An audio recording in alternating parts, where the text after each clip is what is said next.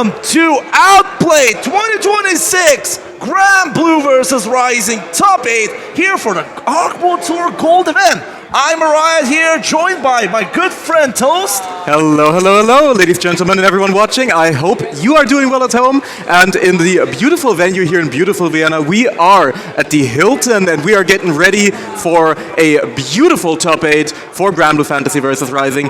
And one of the final events of this current ARC World Tour season, one of the last chances to get those coveted points. And we are more than ready to get back into things here and close out this beautiful event that it's been. Oh yes, definitely. What a beautiful event it was. Loads of friendly faces and quite the competition, honestly. When you consider the top 8 and the stories that we've seen coming together, we have created quite one of more unique brackets we've seen in the wild. One could call it that, yeah. Yeah, I'm stopping myself as much as I can from calling it cursed, because we are having a lot of good faces, and we're going to be starting with a banger of a match. Besides, giving ourselves a really good time of saying what kind of matches we're going to get today. Yeah, absolutely. But yeah, we have a beautiful crowd right here, of course. We are once again at Outplayed 2024, brought to you by Virtual Dojo Vienna, the Austrian masterminds of the FGC, who have once again put on a beautiful event for us here. And as you can see, the crowd is getting ready. The crowd is getting hyped. We got all of our little Granblue stickers ready to go as per usual, as is tradition here at Outplayed. Come on, crowd. More noise and more stickers. Let's go! Give some pep talk to those players, and whoa, they're so ready. Wait, that's Max Verstappen. What are you doing with it? Man, this is the Granblue community. They are always prepared to come in with great vibes and their own equipment. But other than that, speaking about coming to this great, beautiful event, we're going to be seeing our first match of top 8, and we have quite a doozy. Saki, defender of the European Granblue, one of the best Catalinas, but kind of, with his backstory down there, really consistent player, giving us a show in a lot of tournaments and trying to get himself a better spot in that ARC World Tour. And on their side, Monarch, coming from Midwest US here it's a European tournament here. Yeah. What an honor it is to see our guests here, and also being at this high level to challenge our top 8. Yeah, I mean, so far we've seen quite the dominant performance from Monarch. Of course, he is on the winner side at the moment. And, well, we do have a lot of very strong Matera players here in Europe, which you're going to see quite a lot of today in this top 8. Monarch has really shown his own unique style already. He's already showcased that, even though people are used to playing against the likes of Destiny, against the likes of Dudikov and Bonsai as well, he's a different beast entirely, and he already put in quite the performance as well, of course, earlier at the Blaze Blue bracket, and repping the new right there. It's going to be really cool to see him once again here pulling up against Saki, of course. Saki needing no introduction, one of the absolute stalwart defenders of Europe, one of the strongest that we have, and of course, we've seen him switch things up recently, He pretty much, of course, started the game. Just say it. Okay, just say it. He's been playing low weight. I'm sorry to tell you guys at home. Your goal? This is your goal. Our Catalina defender became a Lowain player in this European soil. He has the containment of the UK Lowains have been breached. Careful. Yeah, you better be careful. Of course, Saki is someone who, I would say, has the correct mindset for a competitor.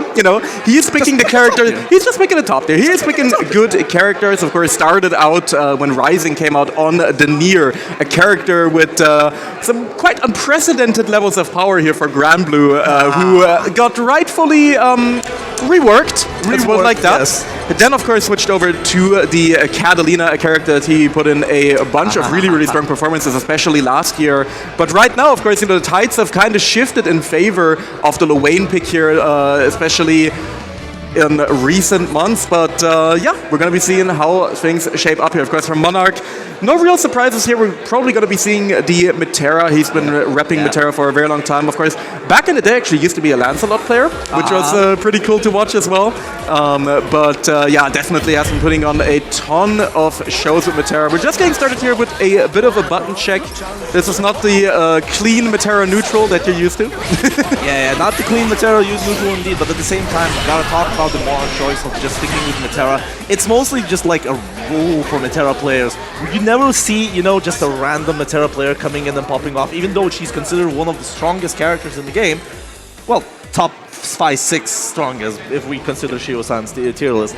But on the other hand, it's just the specials. The specials are the ones that are popping off. Yeah. Judica, Bonsai here, Mr. Pao. Shout out to Mr. Pao. Shout out Mr. Pao, we missed Shout out Mr. Pao, yeah. Gone but not forgotten. Destiny as well, that is also in this top 8. Yeah. So, you know that these players have put in the time in their craft to get this character to be this effective, and Monarch is no exception. Yeah, definitely.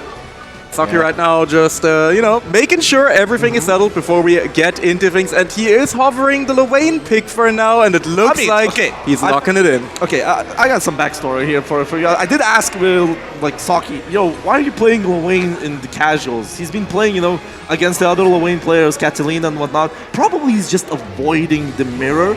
But he said, you know that Catalina's not that good in the Metera matchup as well, so... Yeah. So that's why he's picking up a character that might be having more chances, more ways to play around, maybe more plays. If you ask a Lwane player, Metera is one of their worst nightmares. Of course, but yeah, that being said, we are going to get into our first match of the top 8 here at Outplayed 2026. Granblue, make some noise! Let's go! So, Saki versus Monarch getting in that neutral game, but at the same time, Monarch getting Saki in the corner, kind of stuck there. Here we go, Ultimate Starry Sky not letting to get it work. First bro wheel of the evening. Gonna try to go for the throw, and Monarch just going for that really good backdash, just keeping the momentum and damage. And look, no bro wheel is coming through. Yeah, all of those getting hit by the ultimate arrows, and Saki just going Hail Mary at the ground, trying to get a nice hit on him, but nevertheless, first round the Monarch. Yep. Monarch looking really, really confident there in the matchup, and you know, the bros immediately getting run over by the Metera Taxi, the 2U coming through, and Monarch is just once again, as we saw from him yesterday, is playing things very patiently, is really trying to stay at that mid-range, not really someone to randomly hop in a lot of the time. Right now, does get put in the corner here by Saki, getting a cheeky little escape in, and that's one thing, you may take the Charlotta out of Saki. But you never will take Charlotta out of Saki. Yeah, definitely not, because he will be fuzzy jumping every single time. It's not a question of when Saki will be jumping out of the corner, but it's just when exactly he will be doing it. It is insane. Yeah. Here we go, bro. And it works every single time. It doesn't matter what character he's on. Lots of backdashes there. Oh, just misses the punish there with the bro wheel at the spot dodge. Now Saki still trying to get the hit. Caterpillar not coming out. And now looking at Saki with that health deficit against an ultimate butterfly. What a dangerous specimen here with punishing the 6-6H and securing Monarch the first match. Yeah. Monarch definitely looking incredibly prepared here. I mean, we saw pretty much, as we pointed out already, these really, really strong ultimate bro wheels from Saki, just pretty much getting hard countered every single time by Monarch. Of course, Metera does have access to a really, really good multi-hitting ultimate projectile, which is one of the few things that actually fully clash with the Bone Wheel and can actually take it out.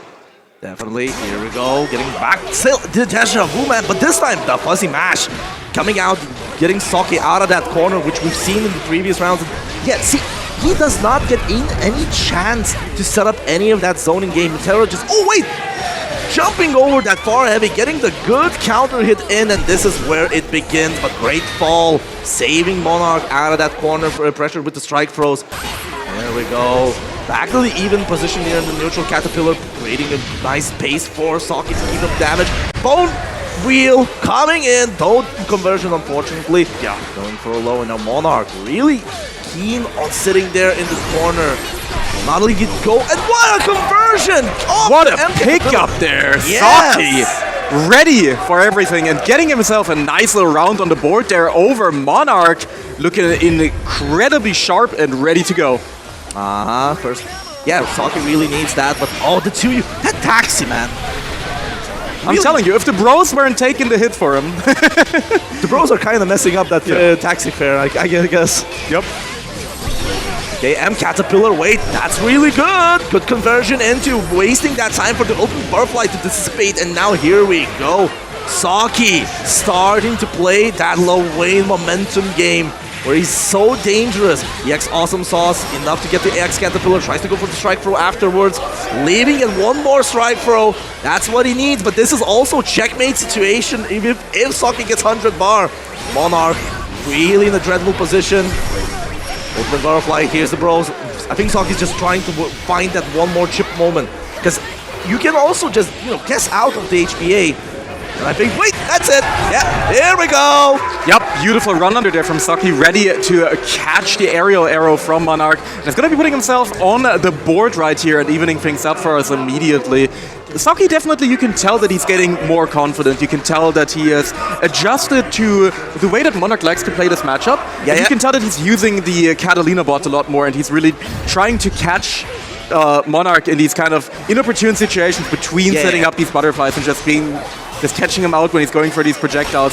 Once again, the Catabot just kind of covering his approach despite the fact that he's getting hit by these stray hits. Yeah. There's another thing, though, I would like to address, which is kind of interesting how both players are kind of adjusting their resource game in general. Saki cannot summon anything because Monarch is just ready reactively dealing with all of the summons. But at the same time, if Saki has the advantage in resources, it's over. He cannot even stop any of the Caterpillars and Bros. And that's the game. Let's see, reactive to the Bro Wheel again. And Monarch, with this controlling round, not letting anything go through. Yeah. Just once again, you can really tell that Monarch is incredibly ready for this matchup. A lot of these tools from Luane can be quite frustrating to deal with if they're not ready. But wow, what a 2H from Saki right there. Ready for one of the first hops that we've actually seen from Monarch this set. Really nice stuff there for Saki, but unfortunately getting that thrown there back into the corner from the BC situation. And this is, the Granblue zone where you have to hold a Metera that never wants to go in. And see, again you cannot Bro Wheel. Monarch is just too ready.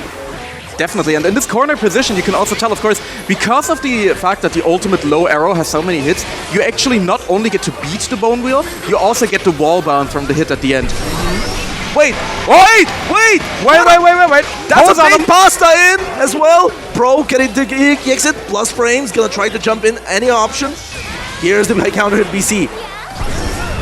Again, the Bro Wheel, resources to work with. Ultimate arrow, tries to pop the butterfly, catches the Caterpillar, and that's a Raging Strike, Raging Chain.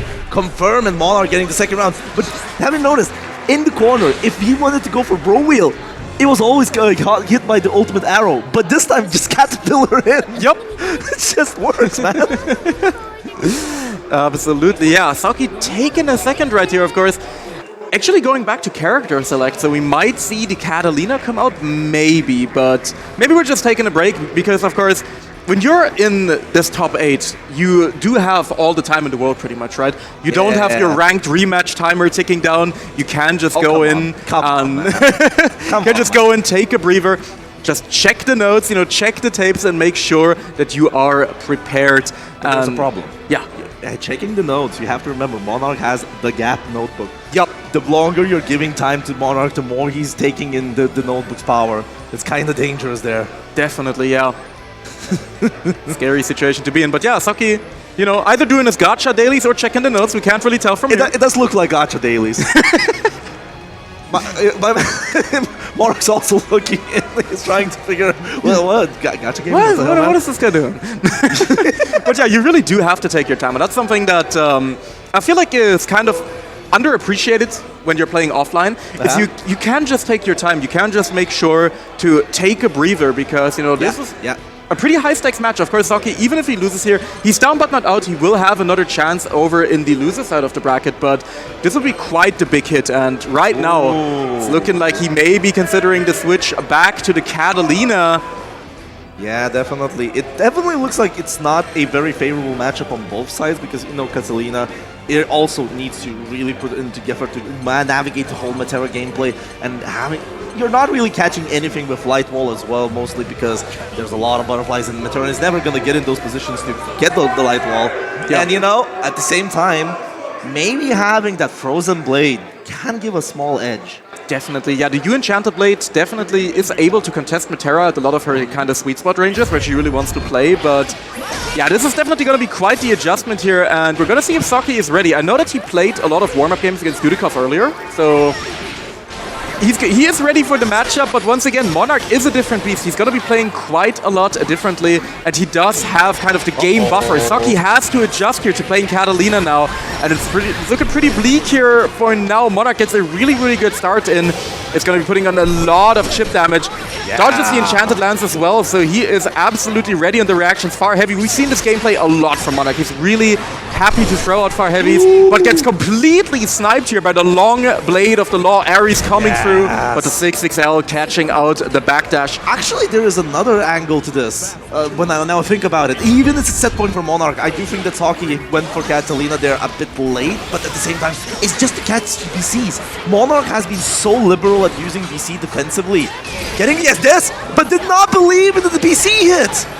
Yeah, it's going to be able to extend here. Anyway, finds another nice hit, going to be linking into the 2-1-4-U. Of course, this is a really chunky hit for Saki, and Monarch has to fight his way out of the corner. It's definitely one hit away from death. Metera is a low health character, and he only has one bravery point remaining. So any good hit from Catalina here is going to be able to do it, but Saki has to find that hit, and we said it yesterday, and I'll say it again, there's nothing more dangerous than a Metera player on low HP. Exactly. They power up, I swear to God. It's a Berserker power-up indeed, and here we go, Saki using that EX Frozen Blade, just a multi-hit property to catch Monarch's Far Heavy and regular Starry Skies, but still, Saki has that advantage with 50 seconds on the clock, but Monarch building meter, Ultimate Butterfly, the intercontinental seed-seeking butterfly. Didn't really work out there, but still Saki 40 seconds on the clock, tries to get any good hit and not let Monarch to get his meter, and yes, look again, another butterfly. Saki's just spending all that space just to not get hit by the butterfly. Yeah. And the thing is, it's really hard to timer scam Metera because she has so many random little stray hits and so much chip damage as well, especially with that U butterfly. You can see the health bars are already equalizing here, and Monarch doesn't need much more chip, and it's looking like Saki is now at the life disadvantage. 30 seconds to go, but oh, the Deviant special! Okay, he just went under that Great Fall. Really good stuff. 8 seconds, 7 seconds. There's the butterfly. Goes for the last chip. Wait, no! Oh, what? He had the backdash, but did not confirm it. The nerves of local timeout situation. Yeah. Monarch ready for that final hit and manages to barely clutch it out in that round. But yeah, we can see exactly kind of the thing we were talking about with this matchup here. Just the fact that Monarch is just completely ready to deal with these low health kind of situations where Saki was trying to time him out. You could definitely tell Saki was not really willing to run him down, and all of the live Saki reaction right there. All of the chip damage mounting up there just led to him not being able to deal with the situation, right? He was just getting slowly chipped out, and that's something that just makes it so hard to deal with Metera. That's one of the big strengths of the character. And also, as you said, you noticed, Monarch was also, he knew that the timeout's coming, and he's been massively going back and forth, building that meter, just to get those ultimate butterflies, just to get those cheeky stray hits, cheeky chip damage, just ramping up.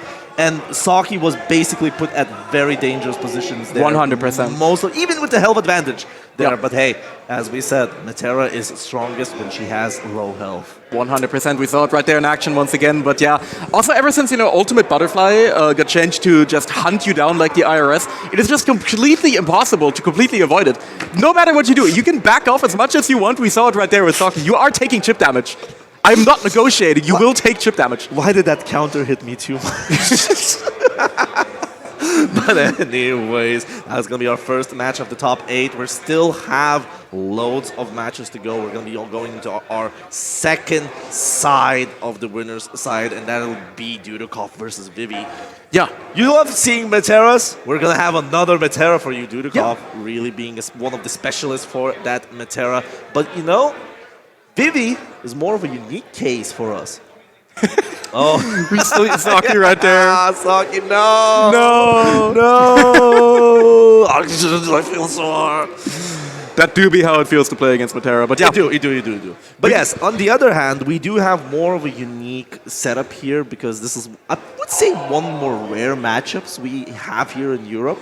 And this is mostly because Vivi is the sole fairy defender of Europe. Yeah. We haven't seen many fairies getting that high up before, but Vivi consistently getting top 8s. UFA, you know? Yeah. My man just popped off. Mix-up popped off. Yeah, and I mean, once again, you know what we were talking about yesterday? Whenever you have a random person that you've not been aware of just show up at a tournament and completely beat the daylights out of you, they're usually either going to be French or Spanish. Because those countries have incredible local scenes that play a lot offline and that really grind the game. I know that, you know, people like Pab, people like Granblue, I believe, as well still, are running a lot of really, really strong locals over in the French side of things. And then you just have people like Vivi who just show up randomly to tournaments like UFA and just win. Yeah, just showing that, you know, you're free to ferry and everybody's now have to learn the ferry matchup. Absolutely, yeah. It's a very simpler as we have the unknown OD, you know, Virum's manager of Lancelot showing that Europe is just free to Lancelot's jumping units. Absolutely, yeah. But yes, definitely. Mindset as well. I forgot about Mindset. One of the more recent French, bigger offlines. So, you know, other than that... I mean, and look at those placements here as well for Vivi here. First, second, first, second, like... You know, and as you said, in very strong offlines for French communities as well. Pretty sure you can have yourself, like, big names, riders, as Skill, RFU as well. So, yeah, really it depends what you meet, but Vivi has shown that this character might be still a problem, even if she really lost the heel. And right now, Ferry might not actually be the only ghost on screen, because I'm seeing a Spectre of the Past right here. We have the Dudaslop right now. Yeah. I mean, we don't know if he's going to be going for the Seox pick. Of course, Seox technically does have quite the good matchup into Ferry. Of course, pretty good at... just generally rushing down these kind of space-controlling characters like Ferry, but we've not really seen Dudikov play the Seox a lot recently. He's definitely been pretty much locked in on the Metera, however, we know that he has the Seox in the back pocket still. Real ones will remember when all of Europe was terrorized by the Dudaslop, just, you know, playing Seox in every bracket and putting on a ton of good performances, but it looks like we're going to be starting things off here with the Metera, which doesn't surprise me too much. I know he's been putting it out for pretty much the entirety of the bracket thus far. And we know that he's been practicing, you know, against Saki, against Release Bogus earlier as well. And he's pretty much been rocking the Metera the entire time. But honestly, if the set doesn't go too well for him, I could see the Seox coming out. Yeah, well, the thing is, it's not going to be that big with Seox as well. While he is the Sloppenheimer himself, you do know that he's way more effective against projectile zoners rather than normal Ferry, zoners, which is more of a normal zoner in general. Well, normal zoner, I would say. Normal base zoner. Normal base. Nothing normal about that character. No. Maybe giving 2 unfreeze. I also want to point out that Vivi is wearing a shirt with Vivi on it. Oh yeah, definitely. he's repping that Final Fantasy 9 Vivi out there. Might be the greatest character in that game. I'll fight you. Banned in Magic the Gathering, actually. Really? Yeah, there was a VV card that they printed for the Magic the Gathering Final Fantasy set, and it was completely broken. It's like one of the silliest cards they've printed in the last 10 years. Well, you know, Vivi has just that power, and let's see how cracked Vivi is on that Ferry as well. Yeah, let's see. Vivi in top 8 winner side. Let's go. See, Vivi's gonna be ban worthy here as well. Right now, starting things out pretty slow. Of course, both of these characters just kind of want to be fishing for these stray hits in neutral to get their game plan going. Of course, Ferry does have a decently strong mix-up game as soon as you have a bit of meter on deck and you find those good hits. Right now, though, Dudikov is just staying away, just sending out projectiles. And those are actually quite annoying for Ferry because her normals can get hit because her normals have extended hurt boxes. Yeah. Oh, here's the first mix-up of the game. Oh, misses it. Misses it, but it's okay. The mix-up is fine. You're still a plus. But now the butterfly is up there, gonna blow it up. Get some chip damage going. But you know what, Toast? I think we can just chill. This is looking like, oh wow! Never mind. The BC this time. Never mind. I jinxed it because it looked like... You were saying. I was saying, did you see how slow both players were playing that the zoner game just gets... But the moment somebody smells like that taste, a stain of blood, we're going in. we're going ham. And that's what absolutely going Dudikov in. has gotten himself the first round. Yeah, and we're seeing once again right there the situation I was talking about earlier. A lot of the time when Ferry wants to go for those kind of far medium spacing, you can get caught out by random stray arrows because of your extended hurt box, something that Metera, as a projectile zoner, does not have to deal with. So that can make things a little bit annoying. Once again, we saw the startup of something getting clipped right there by a counter hit arrow, which of course gives Dudikov a little bit of breathing space, but right now, Vivi keeps playing it very slow, keeps playing it very controlled, and Dudikov finds a nice little ultimate arrow here, tries to bait out the throw tech. We see this quite a lot from Dudikov. He really likes going for those throw baits with the TK arrow, but right now Vivi is just not biting at all, not really taking any risks. SSBA, this is probably going to be too slow, yep. But he's not going to be punishing it, probably not prepared to punish it. Here's another ultimate GG just to get that chip damage, because Dudikov did not have any resources to beat. But now Vivi, 0 BP, used all on just getting Dudikov off. But oh wow, what an air to air, and that's going to be a far light, that's going to kill yet. But ultimate GG putting at the chip point. Here we go, just spot dodging everything, not really about tempting. LVP does not hit, and that was a mash. Oh, what is that? Dudikov, what is that? Mods, 2 of them. Get it out. Oh my god. The dodge is coming out right there at the end, and people are popping off for Dudikov right now. Yeah, Dudikov is beloved by the Bristol gang, and they're going ham. Maybe just they want to see a Metera mirror in the winners finals, definitely, by the way. Just saying. But on the other hand, let's see what Vivi has in store. Will be playing. Oh, tried to be cheeky after that GG, but Dudikov interrupting it with the 6XL. Will be working back in neutral with it. Butterfly popped up, but it avoided. But Vivi, now look at that, jailed in that corner with a Duda Metera on. But hey, Ultimate DP has to use that reason. Hey, sending it back, man. Return to sender right there. If you can do it, I can do it. Nice bait there from Dudikov. Once again, we actually see the TK arrow paying off this time. Yep. Dudikov is going to be putting another round on the board. Looking pretty comfortable, all things considered, in the matchup. Yeah, definitely. Even though this might be more of an awkward matchup because both of them are trying to play around their zoning tools in general, I think Dudikov's approach to play it a lot more aggressively is paying off in the long term. Definitely, yeah. Many far heavies out there. Misses that far wide, looking for a confirm just to make it sure Vivi still with the health advantage. Trying to find it. Here we go. Ultimate arrow gets in.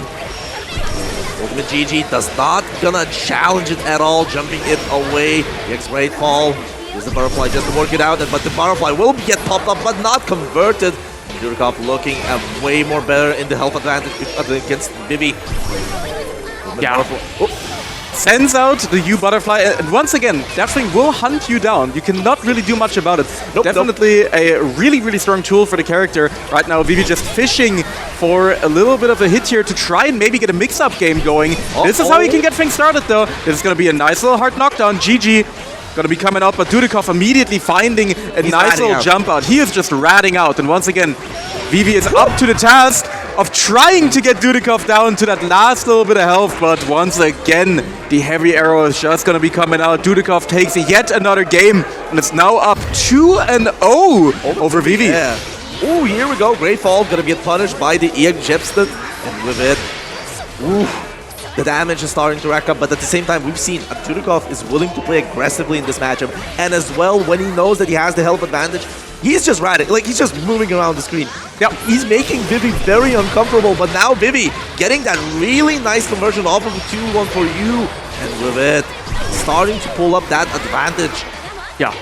And that's something that can be really annoying here for Ferry. Like, Ferry is extremely good at kind of covering linear space in front of her, but when you have a character that moves through the air in like very unconventional ways, like Metera does, where she can just use the JU to alter her jump momentum, it can be really annoying. But right now, Vivi, undeterred by the circumstances, is going to get a good round here on the board, looking pretty confident despite everything. Yeah, definitely way better in this matchup. Well, trying to figure it out at the last match is not the best way to go, but hey, if Vivi can do it, anybody can do it. Definitely nice BC. Goes heavy, tries to get the plus frames. Tries to roll the ultimate arrow, but that's unrollable. Butterfly insurance. Vivi goes for a premature ultimate defeat here just to get Dudikov off, but Dudikov with the patience gonna take that good life lead in this matchup, and now it's It's very difficult for Ferry. Ferry. One thing that I really want to point out there as well is Dudikov's incredible patience that he knows that Ferry has options of altering her air momentum as well, so he always waits on these anti-airs. Have you seen it? He's just been delaying his anti-airs because Matera, of course, does have air blockable like anti-air normals. So he's been very aware of the fact that Ferry does have, you know, the whip swing in the air to try and alter her air momentum. She does have the drill as well, the JU. So Dudikov has been very patient. That's been paying off. Definitely. But now, one thing I wanted to mention about this funny matchup is that Ferry, even though she's very good normals-based zoner in general, she does lack that zoning chip damage, and this health disadvantage is so hard for Ferry to keep up. And now Dudikov mounting a set point, which is looking very rough for Vivi Toast. Yeah, definitely. Bit of a scary situation right there for Dudikov, but manages to still find the throw tech. Gets pulled in right here by the whip. Vivi once again getting BC'd out, but a nice little conversion. This is definitely how we can get things started. It's going to be a bit of a GG setup, keeping Dudikov in the corner, and Vivi takes the game, does not go down without a fight right here. Now has a game on the board. Yeah. Well, come back with a round on top, and now it was mostly Dudikov really trying to aggressively play that last interaction, getting counter hit after the GG. But hey, at the same time, he does have 2 more matches to, you know, secure his win over the set here. But does he want to do that against Vivi? Yeah, I mean, I think Dudikov is just gonna stick to his guns here. I feel like his game plan has been working out. Like, Vivi definitely has made some decent adjustments and, you know, managed to bring things back right there, but I feel like Dudikov is still feeling pretty confident in the matchup for now. Once again, we can see him going for a lot of these TK arrows to call out so things like the 2U from Ferry as well, you know, one of the best buttons that the character has to offer. Not just Toast, I agree, but it's almost every button that Ferry does. Yeah. It's just that snake-like hurtbox in the air, avoiding it, and hey, first you unblockable. Yep. Once again, you never block the first one. Nope, never block the first one. Golden rule of Granblue. Okay, tries to go for arrow, but Ultimate Gymnast gonna be avoiding it. Goes for the throw, but Dudikov backdashing. What's with the Terra players and backdashing throws this time? They just love it. They just love it. They're all about that life. Right now, Vivi actually, you know, really using the time wisely and avoiding the U butterfly by just keeping him in the combo. Finds another good hit right there at the end, and now Vivi is looking to just close this gap right here. One more round and we'll be tied up for a 2-2. That was kind of an interesting situation. Dudikov spot dodge there with the GG on top of it. Probably tried to roll out of there, but the side switch up didn't allow him. So that was just a round to Vivi. And Vivi starting to become way more confident, way more aggressive, way more faster in these matches. And I think this is not good for Dudikov in the long term as well. Yeah, 2U once again getting caught out right there. Dudikov actually getting aggressive for the hop, and Vivi is already down to 1 bravery point. This is a bit scary here. It's gonna be a good mix-up situation for Vivi. Gonna be able, a good like mid-screen reset here for Vivi. Is able to send out the GG, but Dudikov definitely once again is getting the rat power up. He is on low HP, and if someone's gonna make it happen, it's gonna be that low HP Matera. However, Vivi has something to say about it. Yes. Once again with a beautiful confirm right here, always ready with these stray hits, and manages to tie us up. We're gonna be going into a game 5. Definitely something that it looked very dire there for Vivi those first 2 games. Dudikov controlling the rounds way better. Health advantage was very dangerous. A lot of stray hits, but Vivi now started composing himself. Yeah, there's more discipline in neutral. He's been rolling a lot more far heavies. He's been challenging butterflies a lot. There were not a lot of ultimate butterflies, if you've noticed, being popped up. A lot of them got challenged, really. Yeah, and a lot of them, you know, got caught up while he was mid-combo, pretty much. But right now, Dudikov taking a breather, not going to character select, so you will be sticking with the Matera here. And yeah, that's going to be getting into our game numero 5 right here. Dudikov versus Vivi, Matera versus Ferry, a matchup that you really do not get to see that much. Bit of a rare treat right here between both of these very different zoners. Here we go now, getting back in that game 5. Well, first resources used by Dudikov. Vivi, he's gone fishing. He is fishing. He had to bite. 100%. He only ever says morning, because if it's a good morning, he'd be fishing. The only problem is that those pesky butterflies not letting it to hit. Yep. Here we go. Vivi starting now to get the advantage. BC away, counter hit, really nice. But hey, returning the favor with the backdash out of the throw situation. And that will be a basketball combo. Wait, no, he didn't have the meter to extend, but the BC gets blocked and Dudikov gets cheeky with a challenge right there on the blocked Brave counter. Now Vivi brought it all the way back to set point, Riot. Yes, set point, a potential reverse sweep for Vivi. And now it's on Dudikov to see if he can stop that reverse sweep and not let the hat trick get into the head. But I think that Vivi is thinking a lot more confident. Oh! The close heavy merchant himself gets a good counter out of it, and now putting Dudikov in that pesky jail, having to spend that great fall just to get out of it. Absolutely. Oh man, Toast. I'm holding my breath, Toast. I'm holding. Dudikov finding a good throw right here. Finds a nice empty low, but doesn't believe actually. Gets another throw. Gets another throw. Street Fighter 6. Hit the streets. Hit the streets indeed. There's butterflies just waiting for that cancel. Vivi not waiting. Ultimate arrow, but Bar Heavy gets it on double Luigi. Dudikov, Vivi. Going down all the way to the wire here. Dudikov once again making this matchup incredibly interesting. Tries to get out of the corner, but gets caught out by the far medium. No conversion from Vivi, but still has a slight life advantage. And Dudikov finds himself once again stuck in the corner. One of the first drills of the matchup as well, but Dudikov catches him out with a stray arrow. The U arrow coming through as well. And right now these butterflies are putting in work. Catches the landing there with the 2M. Definitely looking pretty rough. But wait, that Bar Heavy stopping not the butterfly, not getting it, but ultimate butterfly gets popped very early there. And now, no more resources for Dudikov, but Vivi has enough. He just needs Monkey flip hits. He just needs one confuse, and that's one! Gets a 2-1 for you conversion. Into the corner you go. Spends the Raging Strike, Raging Chain for the mix-up. Goes for the high. Great fall from Dudikov. Not letting it to play that 50-50 at all. Butterflies on the screen. 40 seconds on the clock. Vivi is on disadvantage.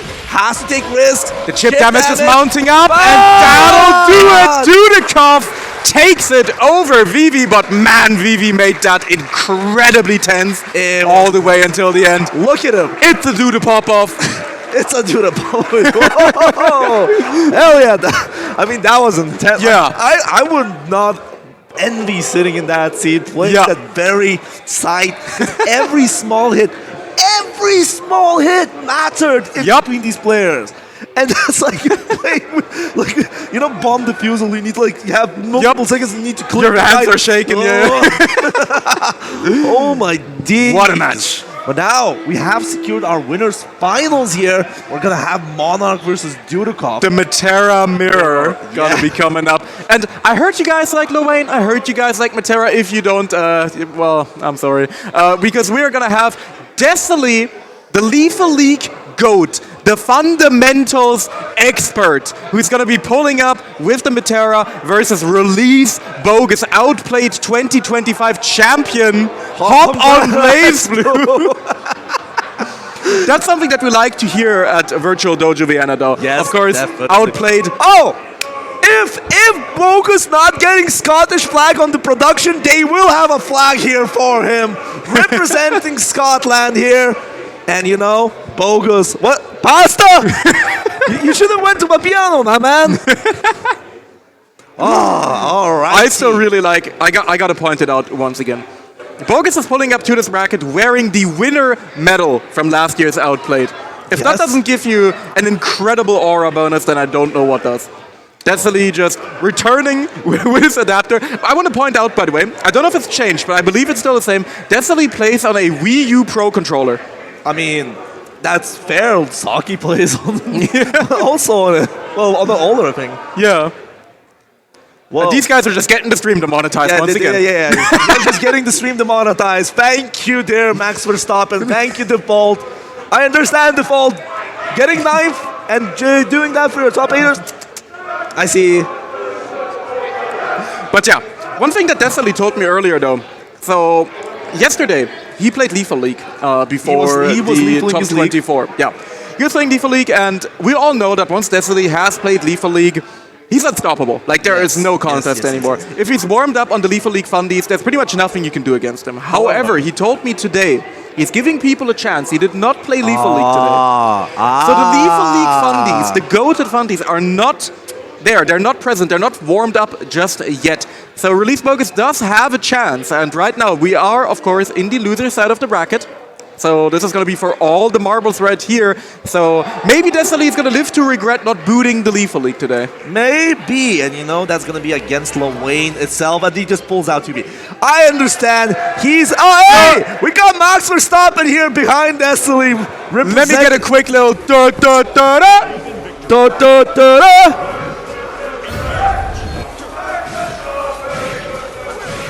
I really hope you guys at home can hear the crowd right now. Oh my god!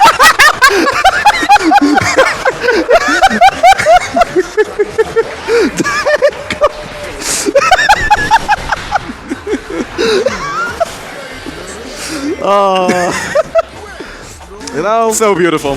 This is what Granblue is all about. This is going to be the next guest character, by the way. I can tell you guys right now, my dad works at Fukuhara, and he told me Max Verstappen will be added in the next season, so stay tuned for that. True. But you know what was the most funniest thing I've seen today? Was Max Verstappen in between two Vicalas. The two Vicalas, yeah. In his natural habitat. Natural habitat between the rats. Yes, definitely. All right, you're giving us party people. Of course, I mean, it's Release Bogus. It's Release Bogus. Yeah, the Bogus is being released. Right now, of course, we are going to see Destiny on the Metera. He does have a 2B in his back pocket. However, I would be really surprised to see it in tournament. So far, he's only represented the Metera, and he's confident in this matchup. He definitely knows how to play against Lowain. I mean, you kind of have to when you're in Europe. Yeah, that's one. But the second thing is Lowain has lauded that they have 5 losing matchups, like the legendary ones. And they think that Metera is one of them. Yeah. I mean, I don't know if I will believe Lowain players with anything they say. I think Monarch... However... Hey, Monarch has showed that Bro Wheel was not Dark Souls. Very true. Very true. Was more looking like Lords of the Fallen here. Yeah, absolutely. Here we go. Let's get it going. Losers, round 1 for top 8 here. Destiny versus Release Bogus. Absolutely, let's get into it. Destiny right here, finding a nice bit of zoning. However, the cheeky 668, something that we see a lot from Release Bogus, a button that he is very, very fond of, coming out early right here. Doesn't quite get the full conversion, and once again, the Bone Wheel not really doing its job. And once again, 668 just coming through. Bogus just... Every time I watch him play, I'm like, damn, this must be so annoying to deal with. I know, right? And he does this in every single game he plays. I just want to point that out as well. In Street Fighter, he plays Blanca. In City of the Wolves, he plays Salvatore. That's all you need to know about Bogus. Oh, wait. Bogus just went for that HPA, but this time getting blocked it out. And wait, yeah, beautiful punish. Hold up. Yeah. Did that mess up that making it safe? Yeah. That's a small blunder, I think. Yeah, rare mistake there from Release Bogus. Will be punished by Destiny, who of course has read the legendary Duda document on how to deal with HPA. He is looking ready. This is going to be a nice extension, of course, into the butterflies. Lowain does kind of have to deal with these. The parry not quite as good as it is in like the Vasaraga matchup that we saw yesterday. So yeah. Actually, it was kind of interesting. Bogus really showing that discipline, but now getting a nice side switch off and putting Destiny in such a peculiar position. Caterpillar as Oki. Now look at this, Bogus having that health advantage, and this is how he plays. He wants to get as much advantage as possible just to create those checkmate situations, and that's how he wants to. 668 almost gets the parry in. Loads of Frozo, gonna mash it out this time, and now HPA. Oh, I think that's gonna catch something. Yep, that catches it. Gets a nice little damage, but that's probably a good. Wait, that's an air unblockable. Yep. Yo. And I just want to point out here as well, I don't know if you noticed, but just look at how aggressive Destiny plays compared to what we saw earlier with Dudikov or especially Monarch. Yeah. Destiny has been running in and just strike throwing Release Bogus like he's playing a Shoto.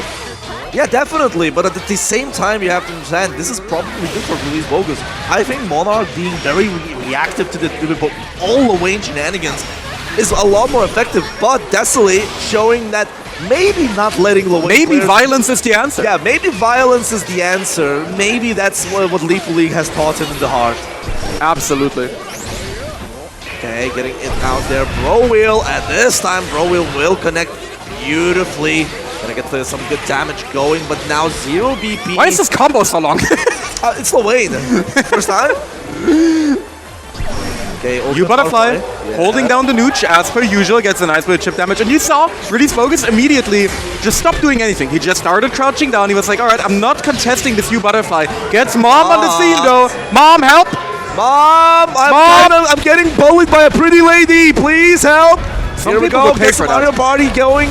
Gets nice hit with the lava out of there, killing that 1 BP. Desley was not prepared for the Mario Party itself. The X arrow now still looking pretty rough. Ultimate Butterfly rolling it down. Wait, Raging Strike, the The last one. Unk check has been failed. However, Wayne, of course, didn't have the meter on deck to convert, so sadly for Release Bogus, Destiny will be able to pick up game numero uno here over Yes. El Fugitivo himself.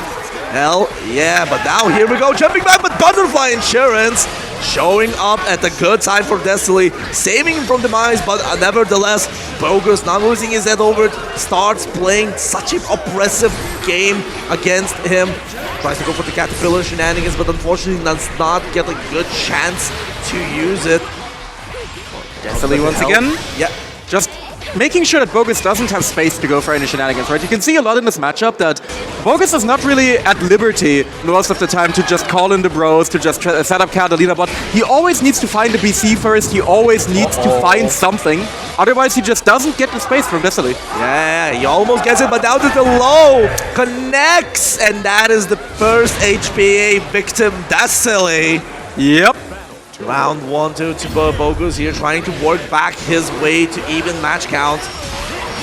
Now looking at this neutral situation, really sending him as much. This time fuzzy mashing. If we've seen Bogus, The stanky leg? yes, thank you, leg indeed. Here's the pressure, goes for the low again. Back throw. Looking good. Bro wheel is up. Just tries to get the Caterpillar, but the ultimate This is arrow. gonna hurt. My man. Doesn't have the butterfly cooldown back yet though because of the U-Butterfly, so has to deal with it. The spot dodge gets caught out, but Bogus, wish confirming okay. just a little bit into the awesome sauce right there and doesn't quite get the round here. Oh, that's a good start though. Yeah, it's a good start indeed. In the corner we go. What is the setup here? He's gonna go for the bros and just gets caught low. Destiny! Yep, that is the Lewayne classic right there. Anyone who purchases this game or tries the free edition that you can try out at any time if you're interested, if you're liking what you're seeing, the first thing anyone ever gets hit by when they play against Lewayne is exactly that setup in the corner. Exactly. No one is ready for that dang low the first time. Well, honestly, it was from range and strike as well. It kind of has different timing in general. Yep. So might caught Destiny there a bit too off of it. But nevertheless, hey, one match to Bogus, even match count, and now Bogus keeping that momentum train going, and with it, forcing Destiny to go for those resources just to get him off. Yep. Destiny has a lot of meter to work with here though, and the ultimate butterfly immediately finds its mark. Gonna be able to get a nice bit of damage up, but once again, just spot dodges the bro wheel, and you can't really do that a lot of the time. We saw it time and time again already. If you try to spot dodge it, Lewayne can just catch your recovery with that 6XL. Yeah, definitely. Bro wheel is one of the buttons of all time, but now not letting Destiny to get that ultimate arrow out. Full conversion and Bogus with a round to his pocket. Yep. Bogus looking really confident now, looking adjusted, tweaking in the in-between round screen there as well. And that's a big counter hit to get us started. Gonna be pushing all the way into the corner. Catches Destiny trying to jump. He's been pretty happy to jump in the corner so far, and Bogus is making pay for it. Baits the throw as well. The shimmy neutron finds its mark, and this is gonna be a rough situation. Doesn't have the meter for HPA, but it's gonna have it now. And now Destiny is in the blender, the chip. Stop, because now I have to place it, and yeah, the perfect for Bogus.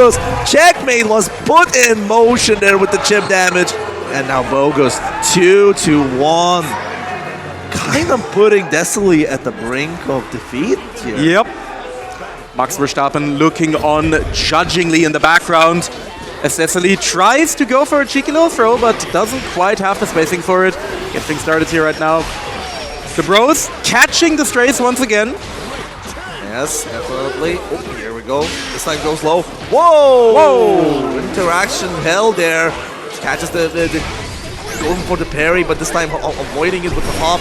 Great fall. See, Destiny starting to use a lot of resources just to get that Bogus off, but Bogus the fuzzy masher he is, honestly. Gonna try to get out of there, 668. PK arrow just to bait the throw off of it. Oh, awesome sauce. Hits. Bone Wheel not gonna get the punish, just too far away for it. 6XL galore, the bros are out. Has a jump light for protection. The round is starting to build up. Now Bogus chipping away that health. He needs just a bit more to create that. Beautiful interrupt right there. He knows that Desali likes to call out the throw tags early there with those run-up TK arrows, but Bogus just interrupting with the light. Yep, yeah, really beautiful fuzzy mashing there from Bogus. Really disciplined to do it at the right timings as well. Yep. And now set point for Elite Bogus is going to be putting him. Yes, yeah, again. That little fuzzy that could. Yep. Wait. Stage 2M. That's not going to be plus, but the Pro Wheel coming as insurance. You can always have your back on the pros. 668 goes for the jump. This time, no anti-air from Desali. 2M, what bravery from Bogus here on negative. What? Turning around his input right there on the DP attempt from Desali. Starts posing on him, gets the meats on deck like Ainsley Harriet, and that's gonna do it. Release Bogus. He didn't get a single pasta, man. No pasta whatsoever. No pasta. This guy has had pasta in his phone all this time, man. Desali get ready, and Max Verstappen is just, he's disappointed. Look at him. He looks very like yeah. He's dismayed. Dismayed at all. This is how he's looking. And this is what happened to this. Yeah, here we go. Oh, Max Verstappen. Wait, hold up. Live Max reaction. You know, the story of Max Verstappen, of just looking down your soul, is being written here on the sacred lands of Austria, Vienna, here at AUTplayed 2026.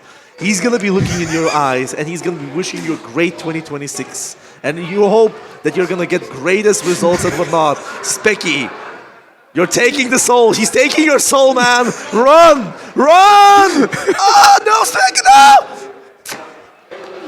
He's gone. He's gone. He's absolutely gone. He's gone. But oh shit, we got a bit of a rat infestation behind us as well. What the hell, rat infestation? Hold up, extra. Here we go. Having fun? I mean, I'm pretty sure that's what Desali was thinking at the end of the game. You having fun, bro? Well, that's what Bogus is going to be thinking. Yep. Oh, yeah. Indeed. But yeah, man, what a match to get us going here, of course. Desali out of the tournament now, but a very, very respectable performance. You know that Desali... He is just motivated by spite at this point. You know, he's playing the game. Man. Yep, he's a proud hater. He's playing the game to prove a point, and he made it all the way to top 8 of an incredibly stacked bracket with it. Yo, so look at this. Max Verstappen stole Bogus' whole accolades. Yep. I mean, he has more awards than any fighting game player. Like Max Verstappen, kind of the proverbial Daigo of racing at this point. True. But yeah, now we have another matchup featuring Lowain, but not featuring Metera for the one time. Would you believe it? No Metera, no other zoner. Instead, we have the humble Uwe man himself. We have a classic here, Citizen, coming off of the back of getting top 4 at plus R, by the way, earlier. Definitely. I saw the match. I was rooting for that guy. Heck yeah. One of Germany's finest, of course. Fiddy hasn't really been around that much in the last few months. He's been taking a bit of a break from the game. However, I mean, he's still in top 8.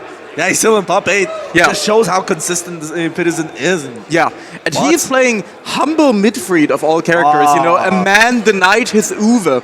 A character that is widely considered to be a bit of a shadow of his former self. You know, he's not bad, but he used to be a different beast, that is for sure. But Citizen definitely still gets the most out of the character, because no matter what you do, Citizen is always going to play a character like Secret, right? He values tournament consistency above all else. And Secret is a very consistent character. He allows him to press 2M and buffer something into it. And that is Citizen's favorite thing. Ever since base game, ever since the release of base game, Citizen has been buffering shit from 2M every single time. Every single time. But on the other hand, we must talk about the Mr. Worldwide himself. Yeah, Pixie. I mean, look at that tournament lineup right there, the result lineup.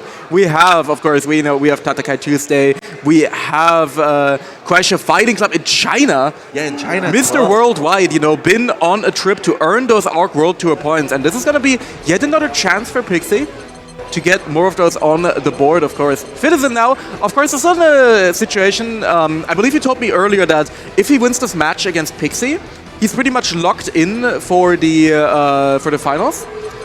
No, it was not me. Probably you talked with someone else, but I think that's the case. Yeah. Like he's in this kind of interesting point count situation in general. Honestly, it's mostly people are just trying to mathematically count what is now safe to stay. Yeah. Honestly, but it is going to be still rough. Pixie is not going to go down without a fight. Definitely not, yeah. And also remember, even if... Actually, I'll be real here for a moment. And this is mostly because I am a nostalgic person. I know that you're a nostalgic person as well. I want Citizen to win this one. Purely because if he wins, he will play soccer. Yeah, and I mean, that's like... How that is the classic. That is the European classic. Yes. That is a... Like, Citizen versus Saki was the grand final for this game for every single European event until Skill started winning everything. And, until Skill and, of course, Space. Yeah, Skill, Space, and then we had multiple others. So Sagi also coming in. Of course, taking in some spaces as well. But, at the same time, gotta go back to this because it's important for Pixie, it's important for Citizen to get this match going. The button check is in, and I wonder how Citizen is gonna go against the man himself, Pixie. Yeah, I mean, I know that he's comfortable with this matchup in general. I mean, he's not gonna be quite as warmed up as he would usually be because Citizen, I know for a fact, like I've known Citizen for like 10 years at this point, and he's an incredibly disciplined person. Like, he is all about having, like, a regimen for something. He's all about, having a strict kind of time frame. He's like, I'm always going to practice for, like, X hours a day. I'm always going to look at this and that note. I'm going to be labbing this and that, right? He's a very, very regimented person. Yes, and I know that, he's not been doing that for Granblue as of recently. He's actually been doing it for Plus R more than anything. I mean, and, remember, but again, I know that even despite that, he will definitely have played this matchup a ton against players like Saki as well. Of course, we saw earlier Saki also has a really, really good low lane now, and Citizen is going to be prepared, and he's going to know how to deal with the shenanigans. Actually, what's messed up now? What? I maybe don't want Citizen Pixie because if Citizen wins, he'll have then he has to play the matchup again. Maybe Saki will pick Catalina for the viewing experience. We can cope. We can cope. Right. Man, this is so messed up. But yes, let's get it going. Our last of the top 8 contenders here on the screen. Pixie versus Citizen. Let's get it going. Yeah, Citizen with good patience right there on these spot dodge and parry attempts. Pixie definitely, he plays in a very cheeky way, Like, you can tell that Pixie always has a smile on his face when he's playing. Yeah, for the most part, indeed. Yeah. And he's going to be mostly just playing that whimsical game in general. But at the same time, you have the second side of the coin, which is just, Citizen. He's just, that plays the most, serious face, soul-sucking eyes, and he's just going in. Yeah, see, 6XL not gonna be denied by that come at me, bro. Now the damage is being done. Pixie using all his BP. And again, that might be pretty bad. Too far away for that 2M to hit. And this is gonna be pretty bad. This is gonna armor through the Verdrängen. It's gonna catch the recovery, and Pixie is gonna be taking the first round right here. That was an incredible reaction there from Pixie to the charged Verdrängen, because it's always gonna catch the recovery. It is plus when it's blocked. However, it always has a long recovery on Blitz. That's kind of the thing with a lot of secret stuff. Yeah, but I'm kind of sad on that 2M not connecting after the Orkan, because honestly, that would have killed. That 0 PP situation. Yup. Who doesn't like to get evaporated by Siegfried? Yup. But yeah, let's get into the second round here. And now Pixie starting to very strong and leaving it such a dire position. And this is not just a dire position. This is Citizen really. He knew that that is over. He knew that he's not really avoiding that damage, because one of the plans, like we've seen how Bogus has approached the game. He's been approaching those checkmate situations so hard. And I'm pretty sure Citizen is aware of that. He's aware that you should not really challenge on checkmates as much. Yeah. You need to play in such way to never get put in that position. Yep. But hey, Pixie, really good at forcing those strike throws as well, creating that extra damage, just adding up. And now, half of health is gone already, man. Yep. Yeah, Fidin has not really been able to get his game plan going. He's been finding some cheeky DPs, of course, but he's not been able to lock Pixie down the bone wheel once again. Gonna be tasting the cold steel of my Ford F-150. Gonna be running him over, but whoa, he's too young. he's just too young. But the thing is, going for the Raging Strike here, and Citizen really playing it blunderous, and that's a 4th TP. What is going on? Yeah, Citizen looking maybe a little bit rattled right there, but Fixie also, you know, getting 4 different counter hits and just spaghettiing all of them. He is Italian after all. He is Italian, of course. Hey, if he's Italian, he's probably gonna steal the pasta from Bogus. Yeah, that's why Bogus isn't getting any. There we go, though. Nice pick up here from Pixie, and it's once again looking incredibly good here. But the bone wheel, no! It's just so rough every single time. And then the matchup, like the secret matchup, you actually get to use it. It's gonna be a first Uwe of the set coming out. Gonna be going into SSBA here, I'm sure. Gonna be able to put him down to the final bravery point, and he still has a bit to go until he builds that meter for HPA as well. True, that too, but at the same time, I'm thinking it's going to be a BC very quickly. Here we go. There we go. This is Pixie, man. Yup. I'm tired, boss. I'm tired, boss. Number 1 BC merchant has the 100 meter now, so as you can see, immediate HP. Citizen, he does have reactions though. We don't call him the Lord of Reactions for nothing. He's got it. Yeah, and makes it safe. Punishes it. Oh. Goes for the cheeky jump you. Oh no, he misses the throw. Ah. Oh, 2-0 Citizen putting at the backbone there, and he's not even gonna go and think about it. He knows he's playing his low lane. He's just gonna go in. Yep. Just seems to keep it going. Not a good DP from Citizen. Of course, Siegfried's DP is invincible for quite some time, so it's really good at dealing with these kind of cheeky projectile like run-up situations that Luane really likes to go for. Definitely one of the better DPs in the game. Nice little empty jump into the throw right there. Citizen pulling out all the dirty tricks. Nice counter hit, but once again, the damn Ford F-150 just runs him over once more. But I think that's kind of nice because the slam itself probably does more damage than the bro wheel. The trade is way better in Citizen's side. But all DPs, the cancel there to the bros. Bros have really low recovery, and that will be punished into a full SBA combo. And hey, this does damage, Toast. Absolutely, and I want to point out, Siegfried is a high health character. Just and what? He went for it. Oh no! The wish confirmed from Citizen. No. You have to understand. He was hit confirming correctly. The bros died. The red flash came from the bros. Ah, no! Citizen getting betrayed by his own reactions right there. No. And is now down to his final round potentially of his tournament life here. Pixie looking to close things out, and he is looking incredibly confident. This Catabot is coming through. I can already smell the Bone Wheel, but this is gonna... Wasn't quite in the spacing to get the 2M after, but yeah. Bone Wheel runs him over once more. Yeah, here we go. Ultimate Fireball just to clear the Caterpillar. Bros are gone. Here's the EX Slam just to work it on. EXDB Citizen playing so ham with it. There's one more BP. Oh, this is the run-up. Yeah. Citizen with some really awkward blunders here. It's not looking too good for him. Gets scooped up as well. No escape. Another back throw there. This is looking rough. Goes for the SSB. Wait, that connects! That hits, and it animates as well. The homie smooching on the screen. This is gonna do a lot. Pixie turned into a fine powder by that SSBA, and Citizen clings on to life. He has a chance still. Definitely, still a chance, but at the same time, playing against Pixie, having to reverse sweep now, it's gonna take a bit. Here we go, Citizen, go for some pro shenanigans, gets BC the first time, ultimate DP, and that is gonna be spot dodged even. Pixie is just spot dodging now on those. Yeah, good parry there, of course, on the Arcan as well. That cancel is something that you can just pretty easily contest with that parry from Luane. So Pixie is just looking incredibly ready. Gonna be going into another little setup here. HPA is gonna be soon to follow, I am sure. Yep. Yes, here's the HPA. And by the way, this is set point for Pixie. Gets punished. Whoa, very low here. No health whatsoever. Yep. And that Orkan is gonna get parried. Citizen eliminated at 7th place by Pixie. Yep. What a set. And you already know Citizen is going back to plus R after that one. It's like, yep, I'm back to playing Biken. I got my guard cancel. I don't got to deal with none of these shenanigans. And then he has to deal with Zappa, but like, you know. Zappa.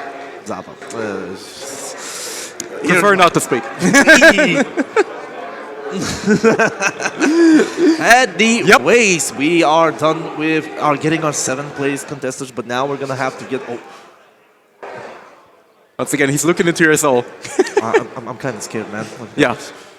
I would be too. I would be too. I mean, it is a pretty. It's an intimidating situation right here. But yeah, we're getting into our next match as well here at the Riot. What do we got coming up?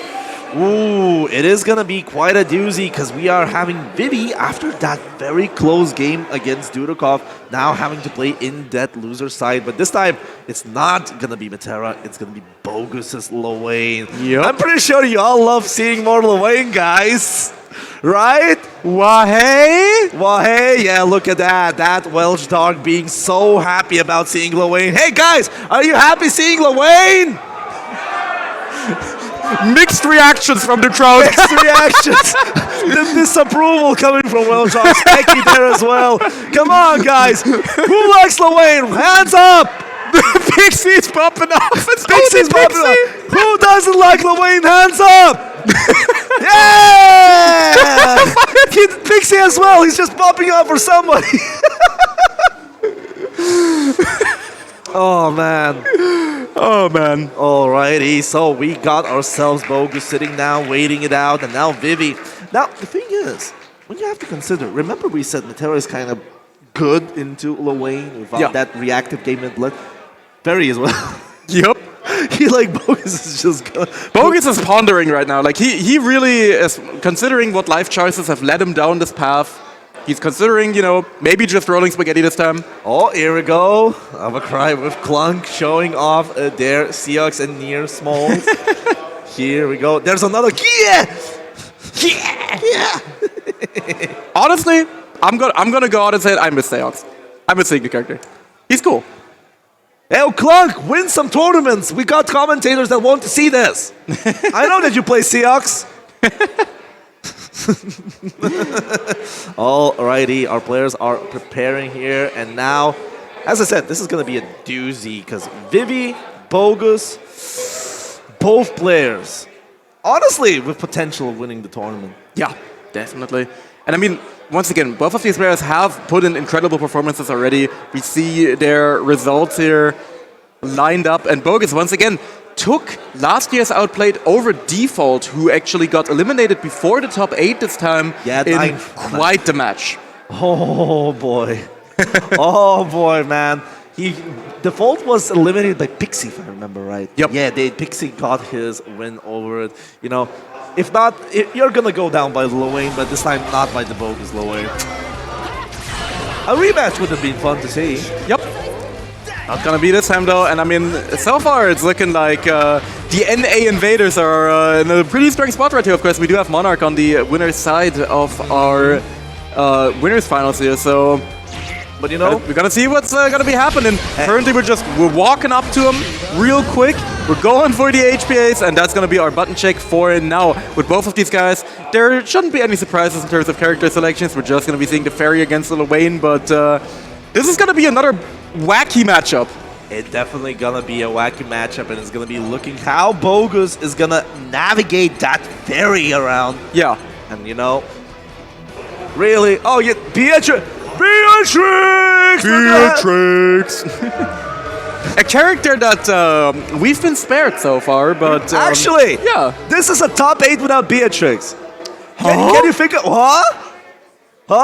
But we got a lot of Lowains and Rats. Someone tell Space right now. Yeah. Hey, Space, you're looking at this. Where are you? Where are you, bro?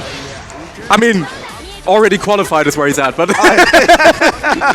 Yeah. Wait, don't you gatekeep people? I guess he's just too nice for that, but right now... He's just a nice person. But yes, this is going to be Losers Quarterfinal. Release Bogus versus Vivi. Fairy Metera. For Fairy Metera? Almost. I'm having Metera in my hand. Bro, you're already getting schmixed here. You're getting schmixed harder than Bogus could ever be. Yeah, exactly. So yeah, Bogus is Lowain versus Vivi Fairy. Let's get it going. Yep. And I'm going to be completely honest with you. Before yesterday, when we saw this matchup on stream, I have never seen this matchup in my life. Yeah, like who plays Fairy outside of Vivi? Vivi does. Like, yeah. Look at him getting a nice convert there with the 2-1 for you, putting Bogus in now. That blender goes back and almost gets clipped by it. What a clash there on the far light. And that's gonna be a clipped in Gymnast, and with it, round. Yeah, and I imagine this can be a bit of an annoying matchup for Lil Wayne as well, because Lil Wayne always loves to have space to go for shenanigans. He loves to go for 5U, he loves to have, uncontested bro setups, but Ferry is always going to be putting out those pokes. He's always going to be interrupting the bros running in, as we saw right there, hitting the Call of Duty Modern Warfare 2 collab right there, getting both of them in one shot, and that's going to be quite annoying to deal with for Release Bogus. Oh yeah, definitely. You really don't have a lot of ways to summon, and even if you get X Caterpillar out, it's mostly like, look at that, clearing those bros. Yep. Come on. Oh, but now a blunder, a miss confirm on the 2-1 for you, gives a counter hit for Bogus, but he does not get to capitalize on it. Here we go, starting to build some damage going, but that's gotta get thrown in the corner, which is the right decision, honestly.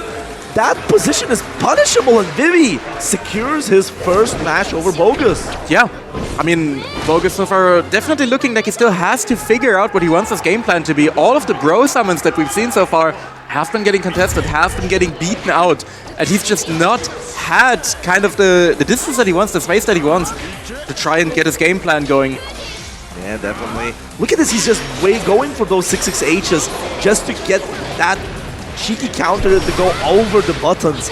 But no, none of them are working. And yeah, Vivi, remember that she cannot side switch? Yes, she can! However, the Bone Wheel once again doing the job right here, and the feared close medium. One of the Ferry buttons of all time has been terrorizing people ever since the start of base game. Yeah, definitely, and it got even stronger now. It basically kills every jump in. And what a spot dodge! Spodge meta on EX Awesome Sauce? Yeah, Vivi looking incredibly ready. Gets the back throw, gets another round on the board. Going for quite some callouts as well, just letting the 2H rip. But these far mediums have been incredibly annoying for Bogus. What a spaced throw right there. Vivi incredibly comfortable at this position. Gonna be able to just push him towards the corner, throw the GG as well. And you know, GG is only her nickname. Her full name is GG Shake My Hand. Shake my hand. GG Shake My Hand, bro. GG Shake My Hand. Yeah. And now calling in Beppo in the Shake My Hand fashion as well. Yep, and that's a perfect. 7 golden letters right there coming out from Mr. Vivi. Going up 2-0 now. You know what? I think that the Max Verstappen just took the power from him. Did you know that his medals are on Max Verstappen right now? Yeah, of course. Bogus might have made a blunder for himself. Why did you give your Max Verstappen badges? But you know, you have to still work in. Caterpillar comes out, and now Vivi jumping out of them. Here we go. Nice bait there, yeah. Vivi, of course, trying to go for an early BC, but Release Bogus ready to go for it. The Fugitivo finds its mark, and this is going to be probably an HBA as well. Yep, going to be going into it, getting back to Bravery Point, getting a nice little basketball combo. He might not quite be he might not quite be Toki, but he still knows a bit of basketball. He knows how to dribble. Yeah, he knows how to dribble, but a back throw here, and now you're going to be working with that GG on top of you. Still, there's a lot of help and a lot of meter that can work. Sammy, got your back there. Going low under that far medium. The X Caterpillar getting cleared out. 6-6-8 punishes that 2M, and that's gonna just go over. We're playing Tekken here with those, orbitals at this point. Okay, 6XL from Vivi gonna work out. 6-6-8 side switch from. Okay, this character sometimes is hilarious. Yep. Once again, GG holding down the Nooch, but only one of the bros gets shot this time. Once again, Vivi keeps getting caught out trying to go for early Brave counters here, and Release Vogue is going to be fully capitalizing. Here's the pasta! There's the pasta! He's getting powered up, man. He's getting powered up. Salad coming in as well, but this time punished by the 2-1 for you. Yeah, you can't just do that. This is going to be a big punish here with the HP. I don't think this recovers in time. Yes, it does, but he still gets counter hit, and this is going to do quite a lot. We're going to the other corner. Bogus. Maximum damage HPA, and with it, just keeps on racking up that chip damage. Now, what? Just goes under. Yep. GG cannot legally stop you if you slide under, man. Yep, sliding into the DM right there, but Release Bogus won't be going down without a fight here. It looks like he's adjusted quite a decent bit. Yeah, definitely. Even at those odds that Ferry constantly has been, killing bros on Broad. Wait, what? Just whip him back in GG, man. It made me really GG is shake my hand there. Jumping out, that's gonna just get anti-air, counter hit conversion, close heavy as well. Vivi, maximum damage and forces Bogus to use that 50 bar for come at me bro, the ultimate version. But now, hey, jump shimmies, catches counter hit, and with it, not really work. Whoa, oh no. Whoa, not an EX parry there into the full conversion. Bogus pulling out some forbidden tech right here, gonna be taking us all the way into the other corner. Parfait, get the parfait. Yeah, another corn, 668.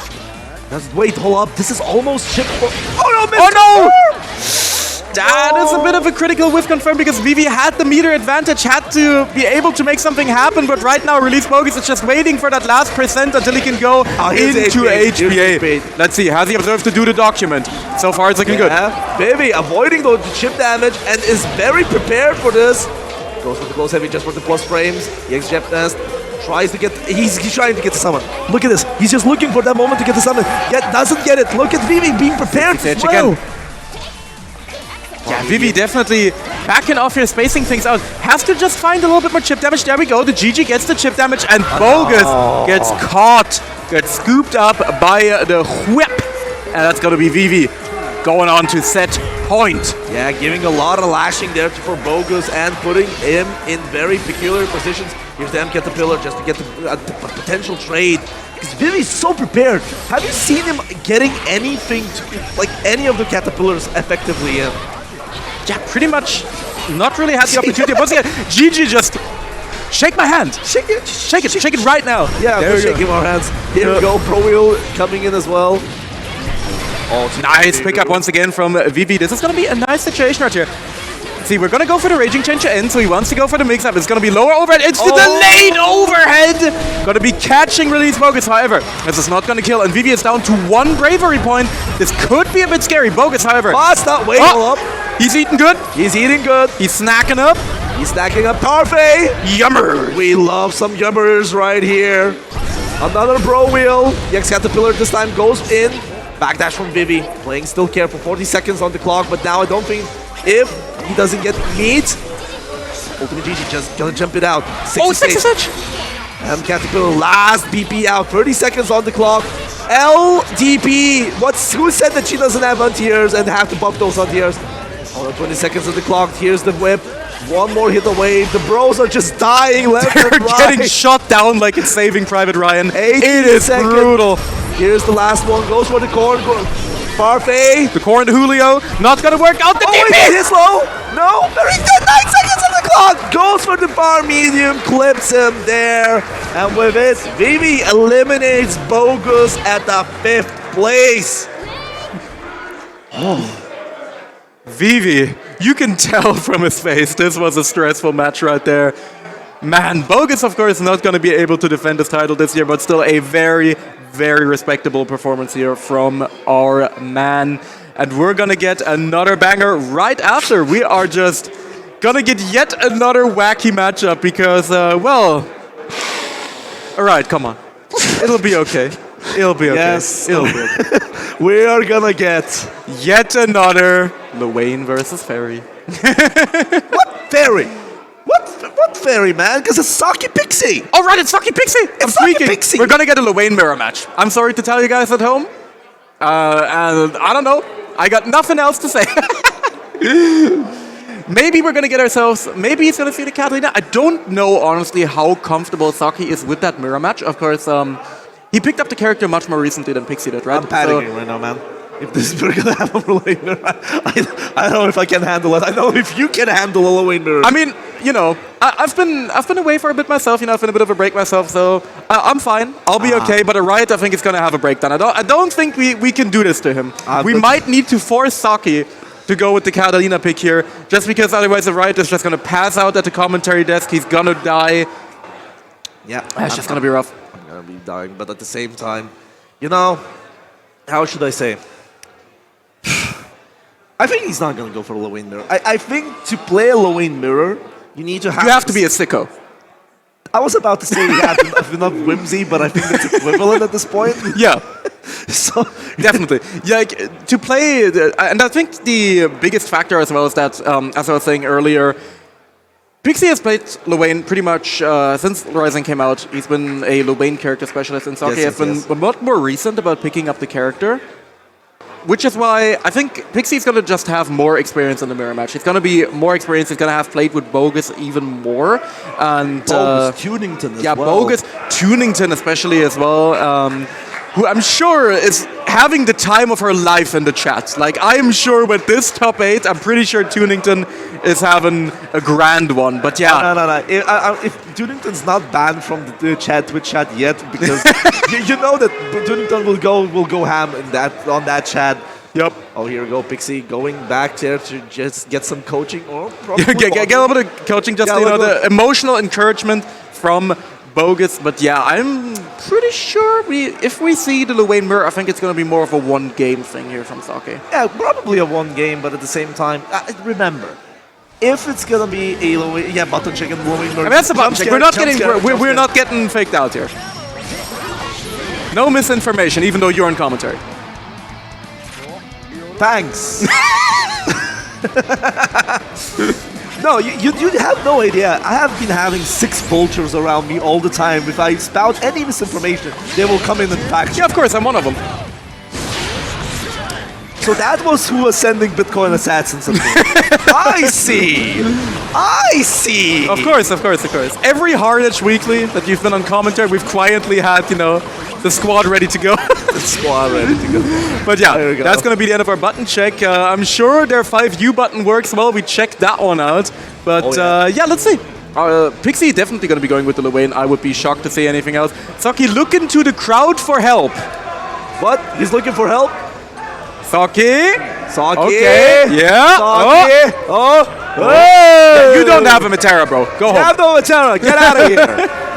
You ain't fooling nobody, though, bro. No fooling. But I think he's not going to be playing that tomfoolery Luane mirror. Yeah. Even though I would say that Pixie is that Luane specialist, Saki is definitely a specialist of the slower game. And I think it's impossible to create a slower game when the Luane is on the screen. Unless you play Catalina.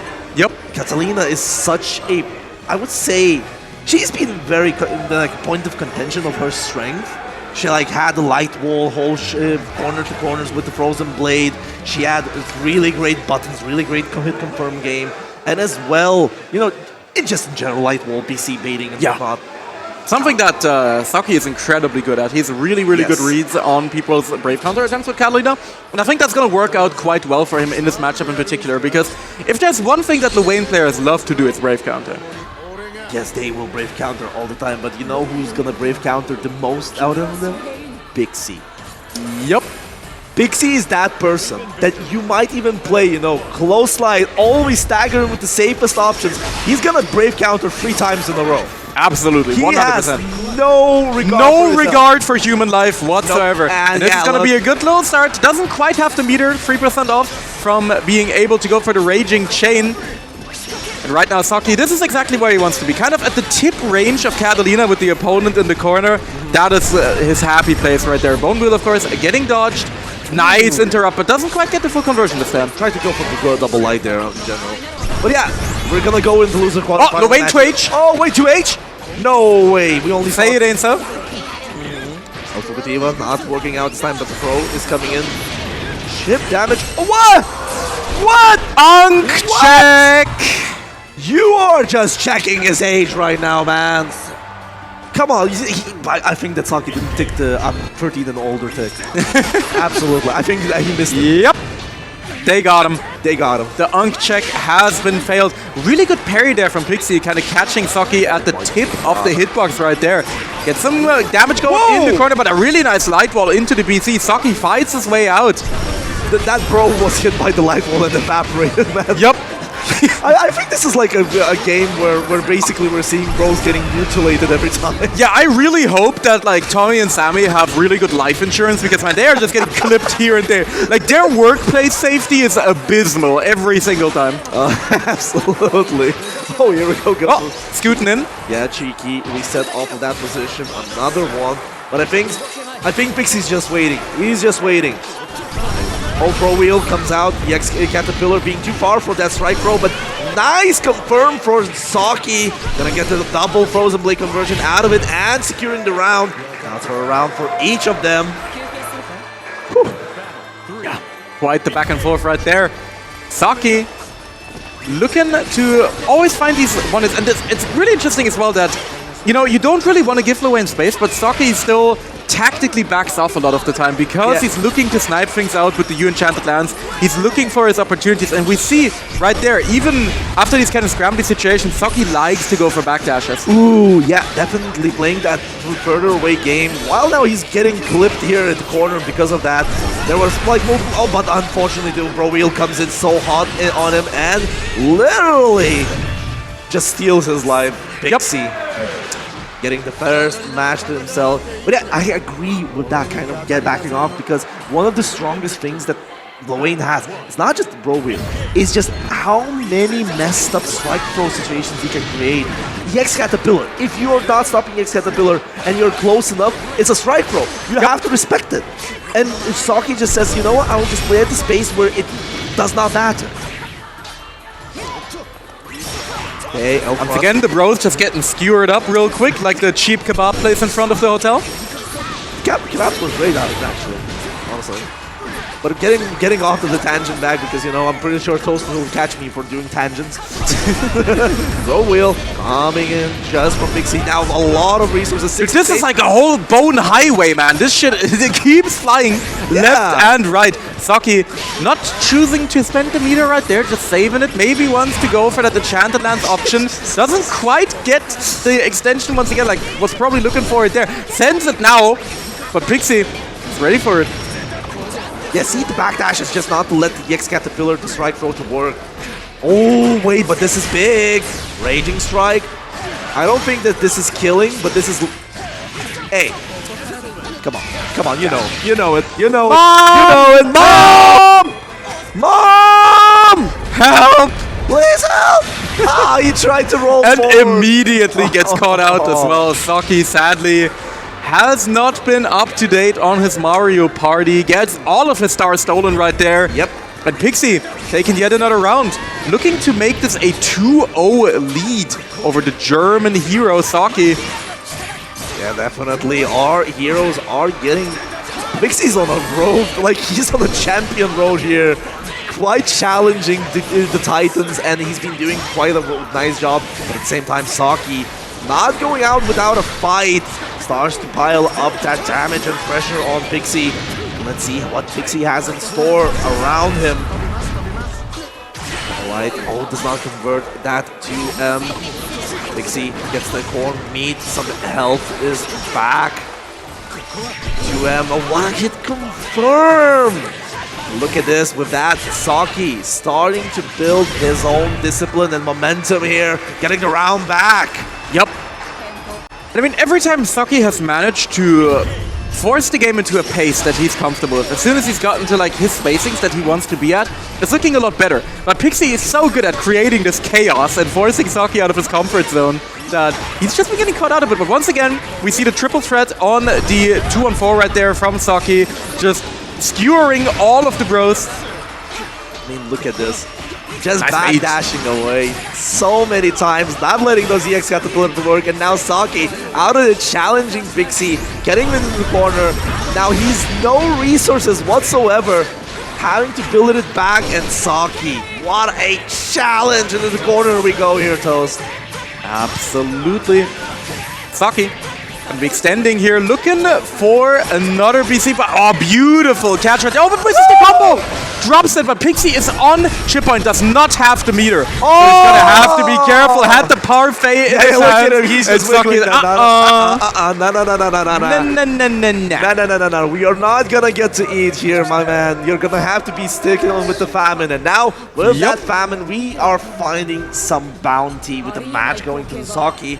And, you know... 1-1.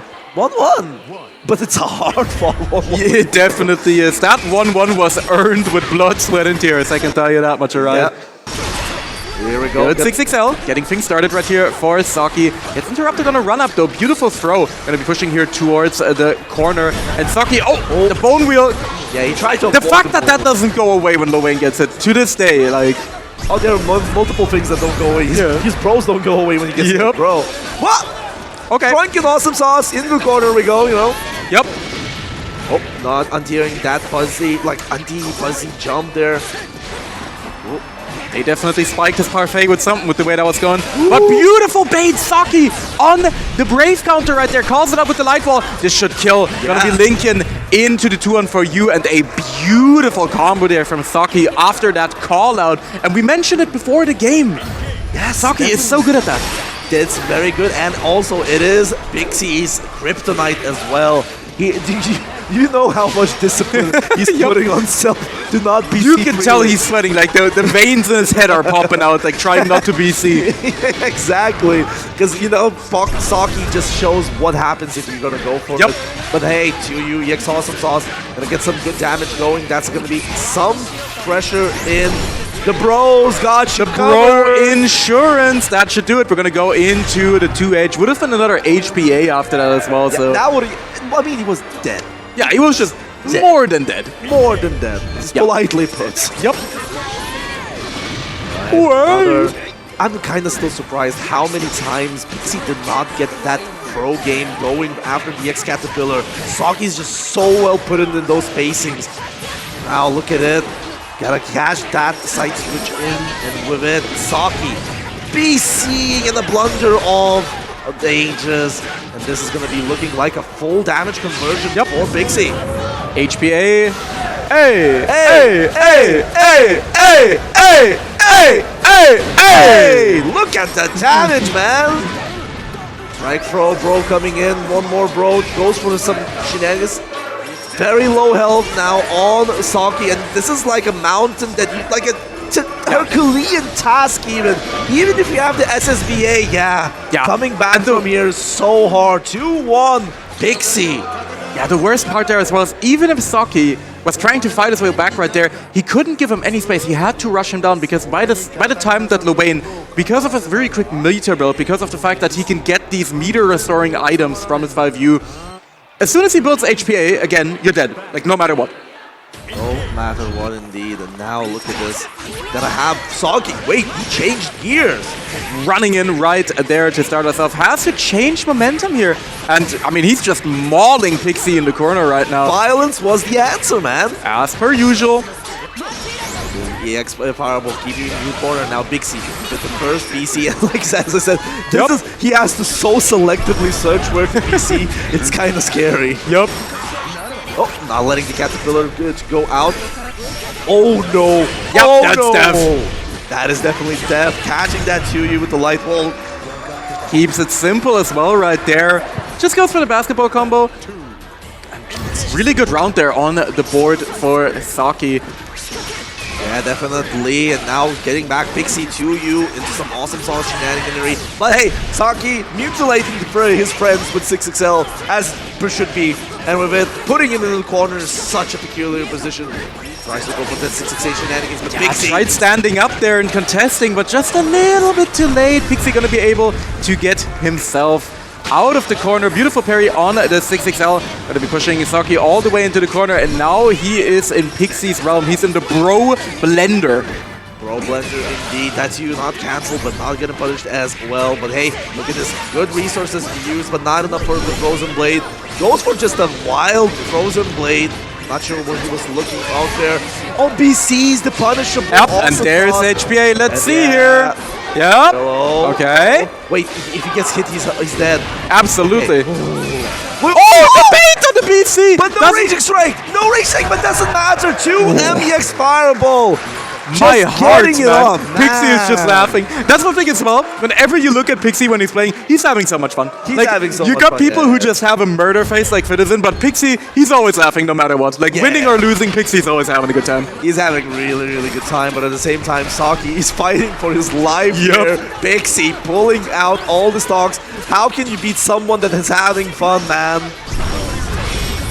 That is indeed the question. I mean, by baiting out BC, probably, at this point. Baiting out BC. Man, I need to start doing a bingo on how many ways the pros were mutilated. 6XL, Fireballs, ultimate pros on play. Getting skewered, shot up, like, man. They really got to start demanding some sort of hazard pay. Definitely. Oh, here we go. Oh, this time, not letting that Caterpillar work out. Frozen Blade going for some BCB shenaniganry, but this time losing his turn because of it. Ooh, Berry run up. And that's just catching Pixie backdashing. Yeah. Pixie trying to back off right there, and he's down to 1 BP, so this combo hurts quite a bit. Doesn't have meter either, so no reversal HPA gonna be on deck here. The Bro Wheel, of course, gonna be putting him out of the corner, foe free. But a beautiful contest. Saki now on set point here over Pixie. Yeah, definitely. I think it was a brave match there, mostly because Pixie was just plus a million. Let's be real. Yup. Oh, and XDP Saki. Man, being plus is a state of mind. It's fine. A state of mind. Yeah, okay, here we go. Gonna get the first counter hit BC out of it, and Pixie starting to build some gauge with some salads. Hell, awesome sauce getting a nice catch on that Saki. That's Berry through the fireball. Keeping the momentum. Here's the Bro Wheel. More Caterpillar. Strike throw. Very dangerous. Goes for some safe jumps. Gets Saki Fuzzy jumping out of there. Some Bros getting mutilated again. Bro Wheel just getting some space. 6XM catches Saki going back. First time out there. Sick core into... Oh no, 2M Frozen Blade. Yeah, and again, look at the damage here. Just because Pixie is so low on bravery points because he loves spending them. Gonna be going towards 100 meter here, and just catches him out. No quarter given, just goes for the 2U into that awesome sauce, and now we are at a double Luigi situation right here. Yeah, definitely. I'm so appalled by the bravery from both of these players. They are just challenging their habits so hard. I'm pretty sure they're like layer 5 at this point. Definitely. We're reaching levels of Yomi legally distinct we have not seen in a while. Bro Wheel versus Ari's actually clashing right there, the Enchanted Lands. Yeah. Actually dealing with the Bro Wheel right there. Pixie just whiffing throws just for intimidation reasons, I suppose. Yeah, definitely. Gonna be playing that EX Caterpillar this time. This is the first time the strike roll with the EX Caterpillar worked out. Oh no, gets BC. That's a lot of blunder. Now losing that meter, but Saki special. That's Saki special. And it's the first one that we've seen the set as well, so it's gonna work on HPA. He's only in a light animation, so he's not gonna get punished here. Should be fine. Yeah. Protecting the knees, protecting the dome. Yeah, last one. Goes for some delay close heavy. Catches his legs with the 2U. There's so much pressure on screen. Goes for Bro. Oh no, he gets caught. That should do it, Pixie. With the last catch on the close heavy with there, gonna eliminate Saki at 5th place. Yeah, and I mean, both of these guys look like they've just seen like the face of the Reaper. I mean, look at them. They are so done. Oh my god. I mean, my lord. Imagine you are playing in this stacked gold Arc World Tour event, 4 points to secure your place. And you're playing in, potentially seeing them in finals in general. But at the same time, the last match, last round, and you have to play against Loane and losers on top of it, I cannot. It's incredibly tough to keep your composure there. Stressful. And I think the same goes to Pixie as well. Even if he looks like having fun and whatnot, remember that he definitely didn't look like it at the end right there. I mean, that was a tense situation, and I mean, Saki did not make it easy on him. However, let me send you some support, man. Yep. Let me send you some support. Yeah, this is how both of them were looking at the end here. But nevertheless, our top 4 is secured, Toast. Yeah, our top 4 is secured, of course. On the winner side at the moment, we're going to have Monarch and Dudikov. And on the loser side, we're going to have Pixie and Vivi. The battle of the EEs right there. So, yes, we are having a lot of E's in here. But you know what's kind of now funny? We are having this kind of a conundrum of a top 4 when you think about it. Yeah. Monarch, Dudikov, Metera Mirror. Yeah. We've seen Desily and Dudikov before. Dudikov really approaches aggressively the whole Metera Mirror game. Yeah. But on the other side, Vivi reaping the souls, of Bogus. Yep. And then reaping, now has to play against Pixie. Yep. And I wonder how Pixie's going to approach that with his Loane. And remember, Ferry doing really great into that Loane. But I wonder, does Whimsy beat Ferry? Pixie I is don't know, kinda- man. Pixie was looking, I mean, you know, Vivi was looking incredibly composed in these earlier games, but right now we are definitely going back over to our winner side right here. And honestly, I wouldn't even be surprised if we actually saw the Seox pick here come out from Dudikov, because I don't know how much Monarch is used to dealing with Seox over on the NA side of things. I know that you have Look. NA has so really strong many Seox players, yeah, but Riazo. yeah, we have Riazo, of course. I don't remember if We have one from NA, a good Seox Clunk here yeah. as well. And yeah, wait, who else we played this Seox? I remember one more. Yeah. I know more Lancelot NA Yeah. players than Seoxes. That's kind of crazy. Dude, I'm just blanking on them. I know exactly what it is. Whatever. Anyway, we're probably going to see the Matera Mirror, to be honest, because Dudikov is going to be warmed up on the Matera. And I think we're going to definitely see quite the clash of styles here. Shuabu, that's the name I had in mind. Oh my god! Oh my man, god, yes, it just hit Shuabu. me. Right on the tip of your tongue, huh? Yep. Oh my goodness, yes. So, yeah, Dudikov versus Monarch. First to free, by the way. Yeah. Speaking about first to free. The inventor first to free, Dudikov. Thank you, Don't be Dudikov. Herald of the first to free. All of us praise Dudikov for giving us this. Thank you, Dudikov. If you have ever enjoyed playing first to free Granblue, especially in Europe, like genuinely, Dudikov put in a bunch of effort into compiling a lot of tournament data, alongside, of course, Cake as well. So big shout out to him. We miss you, brother. We miss you. They put in a lot of time actually gathering tournament data just to prove that running full first to free on this game is not only viable but preferred, doesn't really go overtime a lot of the time. Yes, and they really push for it hard. I mean, you can see it in its tag right there. And I mean, it's now become the tournament standard, and I think that is incredibly cool. Just, leading to us getting more Granblue action. This can be quite a swingy game. We saw it earlier. We saw people get randomly exploded by BC baits and such. So yeah, it can. And I would love to see Wellness here. I know he's not going to play it, but God, I want to see Wellness. He's so cool. He's so cool. Bro, his SBA aura farming. Yeah. My man is just sitting He's there. so cool. He's so cool. But the problem is, I'm pretty sure this matchup is... Oh yeah, against Matera, definitely, absolutely not. Is at peak cheeks, man. Peak cheeks. And someone switch to English. Get him out. Get him off the station right now. Wait, throw him off. who switched to English? Get him out of here. Vivi, Pixie, you know the assignment. Mods, you know what to do. You know what? Oh, that's why we will return. Oh. It all makes sense now. It was the perfect heist, man. Yeah. It was the perfect heist. But nevertheless, winners finals at the Granblue versus Rising Outplayed 2026 here at the Gold Arc World Tour. Gonna be Monarch Dudikov in the Matera Mirror. Let's get it going. Absolutely, let's get into it right here. Of course, there's got to be a lot of arrow being shot right here. And, man, I think this is going to be a really interesting one because, as we saw earlier, we talked about it earlier already, Monarch really likes to play in a very, very controlled manner, likes to throw out a lot of far H. But against this mirror matchup, where Dudikov, of course, has a lot of opportunities for maneuvering and has a lot of JU opportunities, I don't know how much you're going to see that from Monarch now. It's going to be interesting to see how he approaches this mirror match. Of course, we know how Dudikov plays it. We know it. We've seen it a lot. We know that he likes to be very aggressive in the mirror match. He likes to almost rush it down a little bit. But yeah, we're going to see how it goes right now. I mean, we see currently Dudikov, of course, throwing out those 60Ks to Far Light.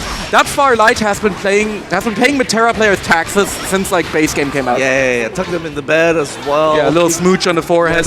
Yeah. Tuck the homie goodnight. Yep. Oh my goodness. Q. Here we go. Getting them good. Wait, the first unblockable. Yep. Actually, now the golden rule has been enacted. That's it. This is on the first round as well. Yep. Oh, man. I mean, it's spent it now. The next one is blockable. Yeah, definitely. We'll see how it goes. But Monarch really playing it safe here. The X arrow catching that far heavy. Still, it is a game where you're not really fishing for big hits in general in this kind of mirror matchup. But I think Monarch does Dudikov probably attempting the spot dodge OS because, you know, the inventor of the spot OS. Absolutely, yeah. Not working out for him though. Monarch takes the first round. blockable. Yeah, you saw, I told you! Blockable. I've been saying it. I've been telling the people the first one's free, the second one ain't. There we go, Butterfly getting popped now in the corner. You go, having to deal with that Matera pressure. Just preemptively rolling Dudikov. But oh my good days, Monarch really using the resources when it matters the most. Not letting Dudikov to breathe here in the corner at all. Air movement restored with that air arrow. Oh, both of them playing that weird angle with their arrows just to keep it very uncomfortable for each other. With arrow, now Dudikov has more resources, but Monarch is sitting comfortably on that health, and that ultimate butterfly will not get converted off of it, but it's nevertheless going to be good for Dudikov. But Monarch with a mash there, catching Dudikov's drop, and with it, first mash to Monarch. It's EU free. Are we washed, Riot? We might be washed. We might be washed We right might here. be washed, man. We might be getting We have completely pieced up by Monarch. We here. have to give credit where credit's due, okay? Definitely. I mean, Monarch, of course, you know, he's earned his accolades. He's an incredible player. We've seen it time and time again across, you know, several games. Shout out to the Blaze Blue gang once again. Incredible S player in that game, and new 13 player. Whoa! Saw it today as well Back on the hunt. big screen, but a nice counter hit right there. That was so far away, catching Dudikov, probably just hopping off there with the counter hit. Oh, here we go, gets a good hit in, and now, remember I said that Monarch really doesn't use any raging strikes in combos. Dudikov is a very big fan, but oh, the butterfly! It was not an insurance! Absolutely not. The butterfly trap coming out. Oh, And this time, Monarch is just working with a sliver of health remaining, and the U arrow just shoots There him we go. out of the approach. Dudikov takes the dude around. do the round indeed, and now just hopping very aggressively, Monarch air arrowing in, getting that clean hit. Empty jump out of it. Oh, great call. Takes the in from the air. Arrow very. Dudikov still at a resource deficit in both health and resources. Monarch very comfortable. Butterfly is up. Catches his legs with the ultimate arrow there with Star Sky in general. Let's say. Here is you almost clips it. Almost, man. Butterfly getting popped, and now Dudikov. That looks so uncomfortable for Dudikov. He's been looking for ways out so much, but hey! That's one to get it started. This is Yeah. going to be a nice chunk here. We're evening up the life total slowly but surely. You butterflies coming out. And Yeah. once again, we're going to see a lot of butterflies on screen. Dudikov doesn't quite get the full extension he maybe wanted there. And now it's looking a little bit scarier. That you butterfly, look at that chip damage once again. It's going to be mounting up. And both of these players, they're not even getting the opportunity to brave counter each other. They're just on full bravery points because they're all just shooting. Yeah, they're shooting, and there's a second ultimate butterfly. Tries to be cheeky, and Monarch catching the ultimate butterfly there, just sitting him in such an uncomfortable position. I mean, yeah, chip damage, and I think Dudikov just dropped the kill there before. He had the 6XL, but missed the hit at the last end there. But remember I said that in Matera, the fairy matchup, every small hit matters. In this mirror, it's even more important. Yeah, definitely. Oh no! Here we go. Oh, loops Loops. coming out. Great ball on top of you. There may not be any fruit loops in Europe, but we do have those arrow loops, and Dudikov is getting pieced up in the corner, and that's going to be a 2-0 lead for Monarch. Definitely. Now I can hear somebody from the north screaming like crazy. Do not pick Seahawks. Let's just... Dudikov, save Granblue, but not with the Dudaslop. The crowd's asking for Dudaslop here, but no, he's blocking in that Matera. Yep. Man, it's looking very rough there because Monarch, I think Monarch has found a way around Dudikov's momentum, and oh no, the backdash, the shim sham out of there, getting the throw on, but now the health disparity is starting to build up. Both of them have one brain cell here, using Ultimate Butterfly at the same time. Absolutely. Butterfly arrow, I mean Star Sky. There are so many projectile clashes in this matchup. It is insane. Yeah, both of them, you know, very dedicated Matera players, specialists even, so it's no wonder that they would get to that point where both of them considered that the best choice is to go for that. Look out, patient on that butterfly, cannot roll that low ultimate butterfly. Whoosh.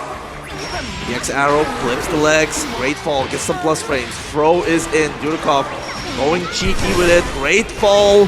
TP, Monarch using his resources when it's needed, 30 seconds on the clock. Dudikov has a lot of meter, let's be real. This can be a turnaround if he finds those moments correctly. But Monarch, if you notice, he's building his meter back bit by bit. Look at this, walking so slowly. I think Dudikov might be fishing for a super. He might be fishing for a super, yeah. Look at it. He's slowly. Wait! Oh! And he's just going straight in the super. He's not comfortable if that's going to be a corner combo. Just goes for the SSBA.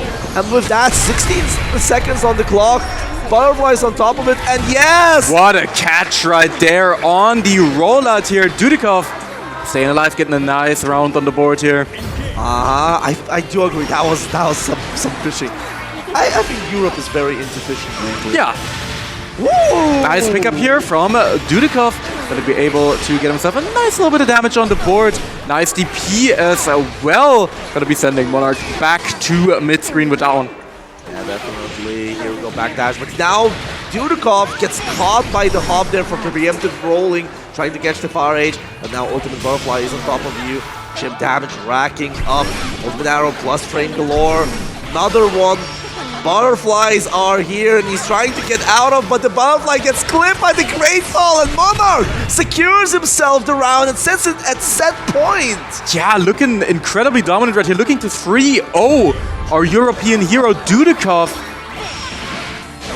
Once again, we're seeing those arrows trade at the beginning, and yeah, Dudikov has to make something happen here. He has to force this situation. And that's a good way to get things started, but a little bit awkward on the pickup. Yeah. You butterfly. Gets a good hit, but a butterfly. Oh no! Let's pop! No! Look at the health bar, you're right, this one hurts a lot. Ah! My arrows working in, EX arrow just working out. Monarch, no resources, but the ultimate butterfly is gonna be there. What's Monarch gonna do? He's just gonna take the chip. He's gonna change the chip, be seeking it away. Catches backdash with the ultimate fireball. Oh, goes under. Wait, hold up, this is a chance for him. First butterfly, second butterfly, just blocking all the time. Yoinks him up. He's going up, not popping it just yet. Now the second pop. Needs one more hit. Here's the butterfly. Dudikov banging on the ultimate arrow and it does it! Find the mark. Dudikov staying alive right here by the skin of his teeth and right now puts one game on the board. The crowd is going wild. The Dudikov cheers are popping off. Oh yeah! Oh man! That was... He's just been putting himself in such stressful position, but at the same time, remember, this is Dudikov. Dudikov's never had a good night's sleep. Dudikov is always being, you know... remember the Miri meme with the evil advisor competition? Yep. Getting poisoned by gluten. I mean, this time at least nobody tried to poison Dudikov, so that's already that's already better than some of the outfits we've had. The point stands that he is the person that has the best performance even at the worst of days, and it shows that at high stress situations. Even now, Monarch is putting him in such a bad position. That chip damage is gonna be brutal. Oh, the monkey flip! Monkey flip! Almost getting the monkey flip, and now Great Fall just to clean it up. Remember, even at this set point for Monarch, Dudikov is in this high stress and he thrives in them. Yeah, 100%. But right now, that round was looking incredibly dominant for Monarch. Even tried to get funny there at the end, but no, still gets the round. And Monarch once again looking to close out the set right here. Oh, misses that last far light for the last confirm. Ultimate arrow. That just protected him so much. The clashes. 9-man. Here we go. Goes for the arrow. Another clash with those EX fireball. Ultimate butterfly keeps up. Wait, hold up. Hold up. That's still a butterfly. Yeah, nice PC timing there from Monarch. Yeah, great fall. Down to the ground you go. Where are you going? That's going to be first throw in. Goes for the low. Playing it careful with the timings just not to catch the counter hit from Monarch. Still, there are so many resources. Here we go, gonna get the pop off. Monarch is taking it at the right moment. EX arrow, that's a great fall. Gonna get trade, but I think that Always Monarch just sprints in, and oh god, this also- is gonna oh do no. a lot. He's gonna build full meter here. He's going into SSBA. going. I have one simple question. It will. It will. Monarch getting the optimal combos in here. Getting the SSBA finish on Dudikov, pushing him into the losers finals. And now comfortably sitting there at the grand finals winner's side. Yeah, and almost uncontested as well, right? Like, Monarch's match record has been incredible so far. He has put on quite a show, but Dudikov, he still has a chance at revenge. But first, we're gonna go back down to the loser side of things, and we're gonna have, of course, another wacky matchup that we've already seen before. We're gonna have Fairy Lowain. We're gonna have Pixie versus Vivi, the battle of the EEs. And Look at oh this.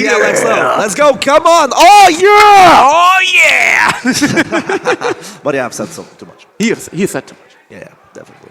You know, Yes. Riot has been doing a lot of commentary this event. You know, he's been putting in a lot of work, and yeah, I think tomorrow this man is gonna be completely mute. He's gonna be gone. Look, I know I've been speaking too much. I may be screaming too much as well because I had a really good time here at AUTplayed. AUTplayed is such a beautiful venue. Absolutely, as well, Austria, Vienna. Also, though, cold. Very Yeah, it is hella cold, It's man. hella cold Like- here. Even it's 2 degrees, hella cold. So Yeah. you can even mess up yourself even just by going outside for 1 second and just the wind just messes you up. But on the other hand, yes, I will lose my voice. Yes, I may not speak another word for a few days afterwards. Yes, there's gonna probably be karaoke afterwards. Yes, I might be singing Bury Delight in some way, shape, or capacity. but, I will be saying that I had the best time here. Absolutely, man. And that's what it's all about. I mean, this event is absolutely beautiful. Look at it. Great every single time. We Wait, got did you just brought the Netherlands And flag you just turned it around? and then turned it around to make it a French flag? Bro. Does that count? Is that allowed? Can you do that legally? Can you do that? Is that legal? I mean, he would have to. Wait, where's Italian bogus though? Man, his flag was stolen. Yep. But anyways, as I said, we've been talking a lot, and these matches are coming to the end, but there are still great Granblue left to go. Monarch, winners side grand finals. Vivi Pixie, and the winner of them challenging Dudikov. Yep. This is like I'm wondering actually when you think about it. Pixie, one of the best Lowains here in Europe, probably maybe like rivaled by Usagi's Lowain performance. Slash back. Of course, yeah. Rivaled by Release Bogus, of course, as well. But we saw that Vivi is very comfortable playing this matchup. We saw him get, honestly, quite a comfortable-looking win over Release Bogus. So it's going to be quite interesting to see if he can deal with, Pixie's particular brand of Lowain as well. Yeah, definitely. And by the way, if I'm correct me if I'm wrong, did he just chant "Let's go default"?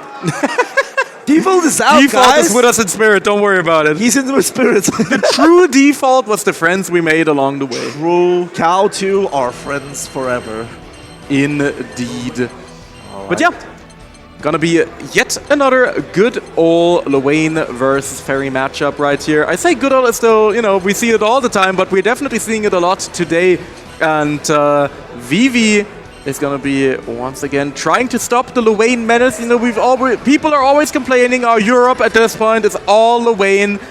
Can someone stop it? Can someone put an end to this madness and just cull the horde of Lowains? That Vivi has been up to the task so far. Definitely. He's not going for those random encounters anymore. He's going straight for the throat. Playing as those, what is that? Juan? Yeah. Oh, right. I'm sorry. For all the viewers and Pixie Man fans and Pixie stands and wait, that's a horse. I was kind of scared because I was about to say that Pixie's into a AI swap. Alright, then I hope they're gonna switch the dub back. I'm pretty sure they're stopping because The game is still in the wrong language. Guys, the game is in English. Are you sure? You cannot change it here. Guys. And we're going back to main menu. We're There going we back. go. Here we go. We're changing back to Japanese as it was intended. Here we go. No, Display language German. There you go. Yeah. Put the game in German right now. We're in Austria. Oh, well, yeah, actually. like nostalgic, like the good old Hardage days. Yeah, like the good old Hardage days. Am Boden. Am Boden. Gut. Combo limit.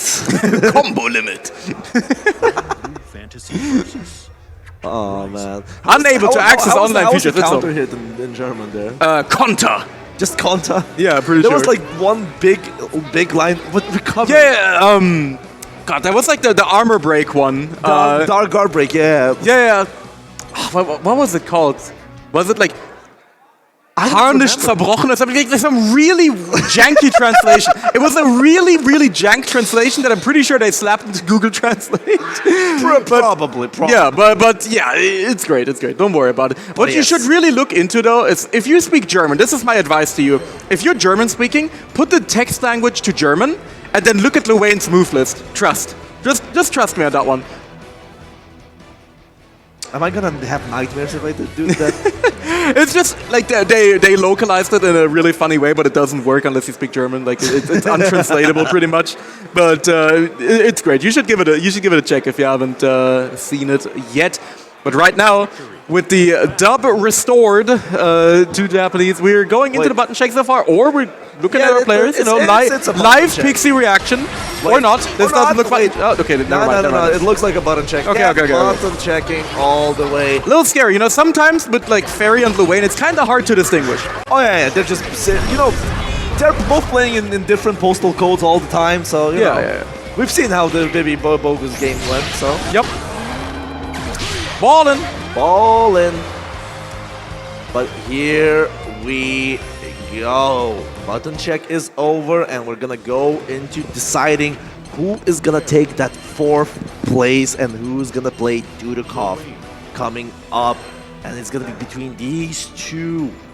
I like to sometimes call the best players here top 8 heroes in general. They've been gone through a hell of a bracket. This is a stacked bracket, showing off and beating a lot of great players as well. And the journey is coming to an end, and now they're gonna have to pull all stocks into it. They're going all in. The chips are in. The chips are down, and he's all in. Yes, it is that. And now we're gonna have Vivi versus Pixie. And thank you for giving me welcome to Parade here at Losers Semifinals. Luwane versus Fairy. Absolutely. And again, we've seen this earlier. We saw that Vivi is very comfortable dealing with this matchup. But Pixie is a different beast for sure. We'll see how this one shapes up as we are getting into our loser semis right here. We're fighting for the privilege of fighting the Duderat. Yeah, definitely. And now gonna go back in the corner, and Pixie is no... Wait, that was a parfait. He got a parfait first? Alright, I think it's last. And then It's over. Caballo coming in first, and I think Pixie is a big fan. And oh my god! Just avoiding death there with the bro wheels. And we have the mutilation bingo, but at the same time, bros, even with the broken bones on their legs and arms, they're still gonna get that Luwane's back. Absolutely. They're being handled like skate characters right now, just ragdolling all over the place. But it's all for the sake of Pixie right here. Beautiful, good old 5M anti-air. A button that has been terrorizing people since Fairy's release in base game. Oh my days! And wow. That's Beautiful. Gonna be a nice T1 conversion into a mix-up. What's it gonna be? Goes high! Bongs them on the dome right here. It's not gonna be quite enough to kill. No. However, you cannot take any more stray hits right here. The bone wheel once again getting dodged, but a nice throw here from Pixie. This is gonna give him another good strike for situation here with the Catalina bot. Plus frame galore. Here's the bros. Not gonna get challenged. Caterpillar tries to shimmy in. Bro wheel. Now Vivi has a lot of health and a lot of time. He doesn't need to go, but misses that throw, just suffering from success. And Vivi just punishing it with the no escape. Whew. Round apart. Coming back to the game here. Pixie trying to catch that Tarzan. Going around. Vivi really moving greatly in this matchup. Giving a lot of headache to Loanes, I can see. Definitely, yeah. Once again, the Bros just getting whipped up, getting shot down on their way here.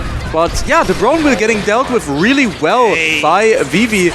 We're gonna be going for the hard knockdown here as well. Actually, no, we're just gonna be extending into the perfect with the basketball, and Vivi takes the first game with a nice 7 goal in that you know how we have the plague of Loanes and whatnot, and maybe the plague doctor that has been sent to us, it was the fairy all along. I don't know if I want to, you know, I don't know if this is the future I want, you know, if we become the fairy continent. It is very possible, honestly. I wouldn't say freed, I would say under new management. But I think that Pixie does not want that new management to come in, and now he's putting in effort to catch Vivi at that position. And look at Vivi challenging those pro wheels and as well spot launching them very expertly, not letting them go. Pixie playing it safe with the pros, and now Vivi spending his Beppo just to get out of that corner. Oh my goodness, no summons allowed today. And with it, Vivi, what's the mix? No mix. Looking at him. Just looking at him. Just looking at him menacingly. Look at Last me now. frames I'm on the dog. Now. 100%. We're going to be extending here into the whip, and that's going to be another round on the board for V. Still looking good. Still definitely looking good, and now it's not looking good for Pixie though. If he wants to get that good position in, he needs to start working against the Vivi's antics. What a catch! Here, spending Raging Strike, Raging Chain just to get some good damage and corner carry. Combo! Here are the Bros, Caterpillar, the plus frame galore. Oh my day! What counter him but was not prepared. He did not believe in the conversion. Did not have faith indeed. Once again, the Bros just taking all the punishment. Dying for a low instance right there in the neutral game.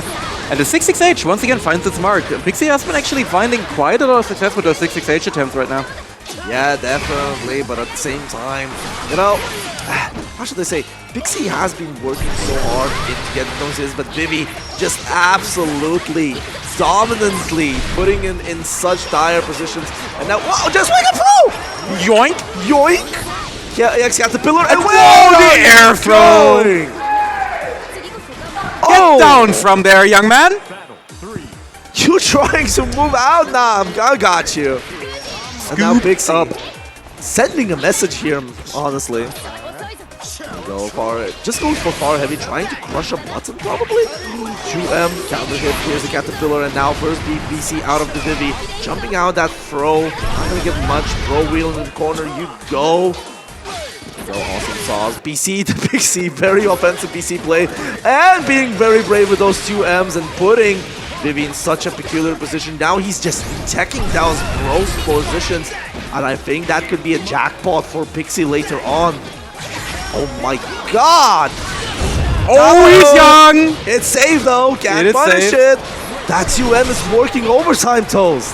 Absolutely, and right now, we cannot let Pixie get to 100 meter, and I don't think we're going to, because this hit might be able to do it. We're going to be extending. We have another Raging Strike. Oh, it's not only the need to, the dog!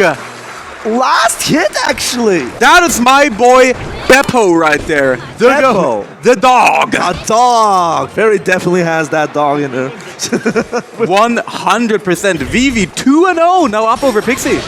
Yeah, oh, Caterpillar still coming out, and that missile not letting get Vivi anything out of it. And now it's on Pixie to work in this hard matchup. Oh, 2M, gonna get ourselves a nice clean hit, and now Pixie trying to send something, but the GG was behind her, shaking my hand. Absolutely, GG ultimate. Another nice scoop right there from Pixie. Man, what?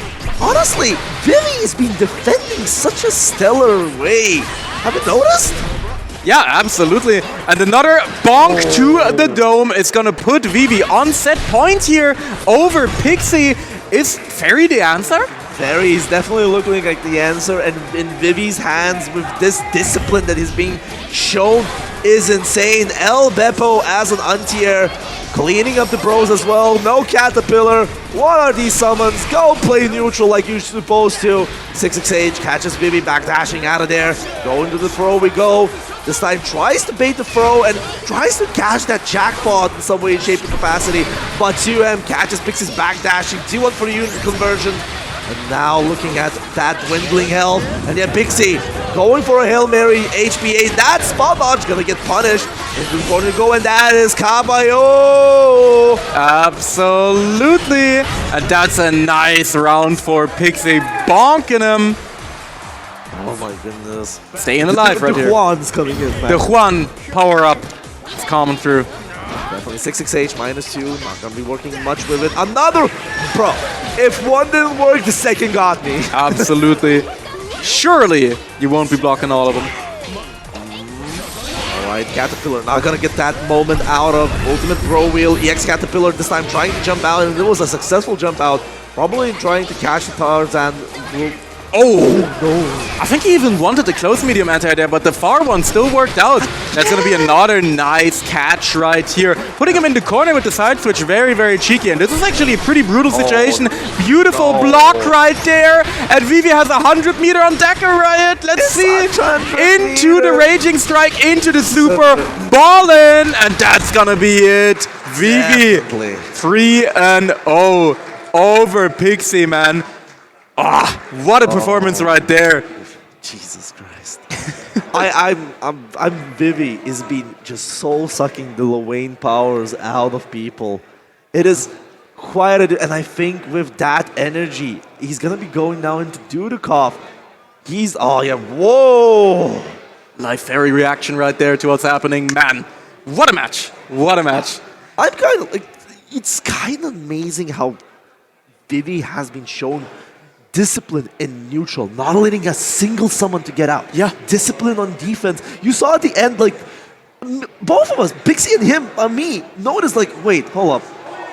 He's been rotating options, he's been teching a lot, and then went so ham on trying to bait that throw out of Vivi, and that never came. Like, Vivi also know what... There we go! Here we go! I'm pretty sure that was still the wrong way around. Isn't it blue on the yeah. Whatever. Wait, maybe, hold up.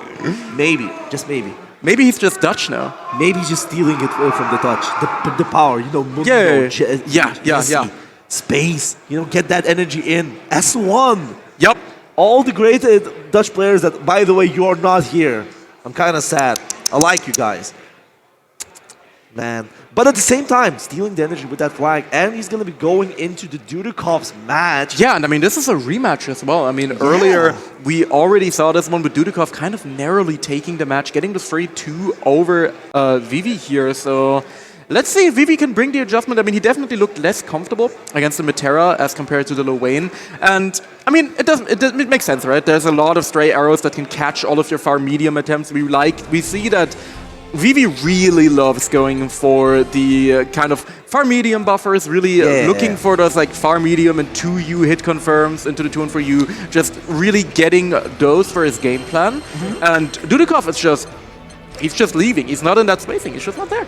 Yeah, he's definitely playing a more aggressive way into the Fairy matchup and not letting the Vivi to get his very comfortable 2M games in general.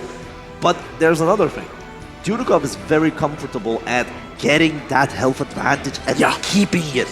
It's 100%. So hard for Vivi to get back into the game if he just loses 20% more damage. I cannot envy him, honestly. Most certainly indeed. But yeah, with the Creaturas on our screen, we're going to be getting right into this one. Actually, never mind, there's a button check. We got the...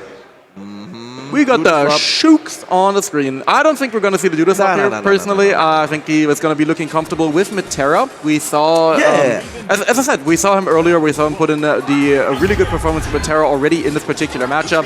Yeah, just using his series for the button check. I mean, I miss him. Again, I miss this character. I know this is an unpopular opinion. Everyone's like, oh, this dang slopper character. Nobody liked him. Now he's shot, and I miss him.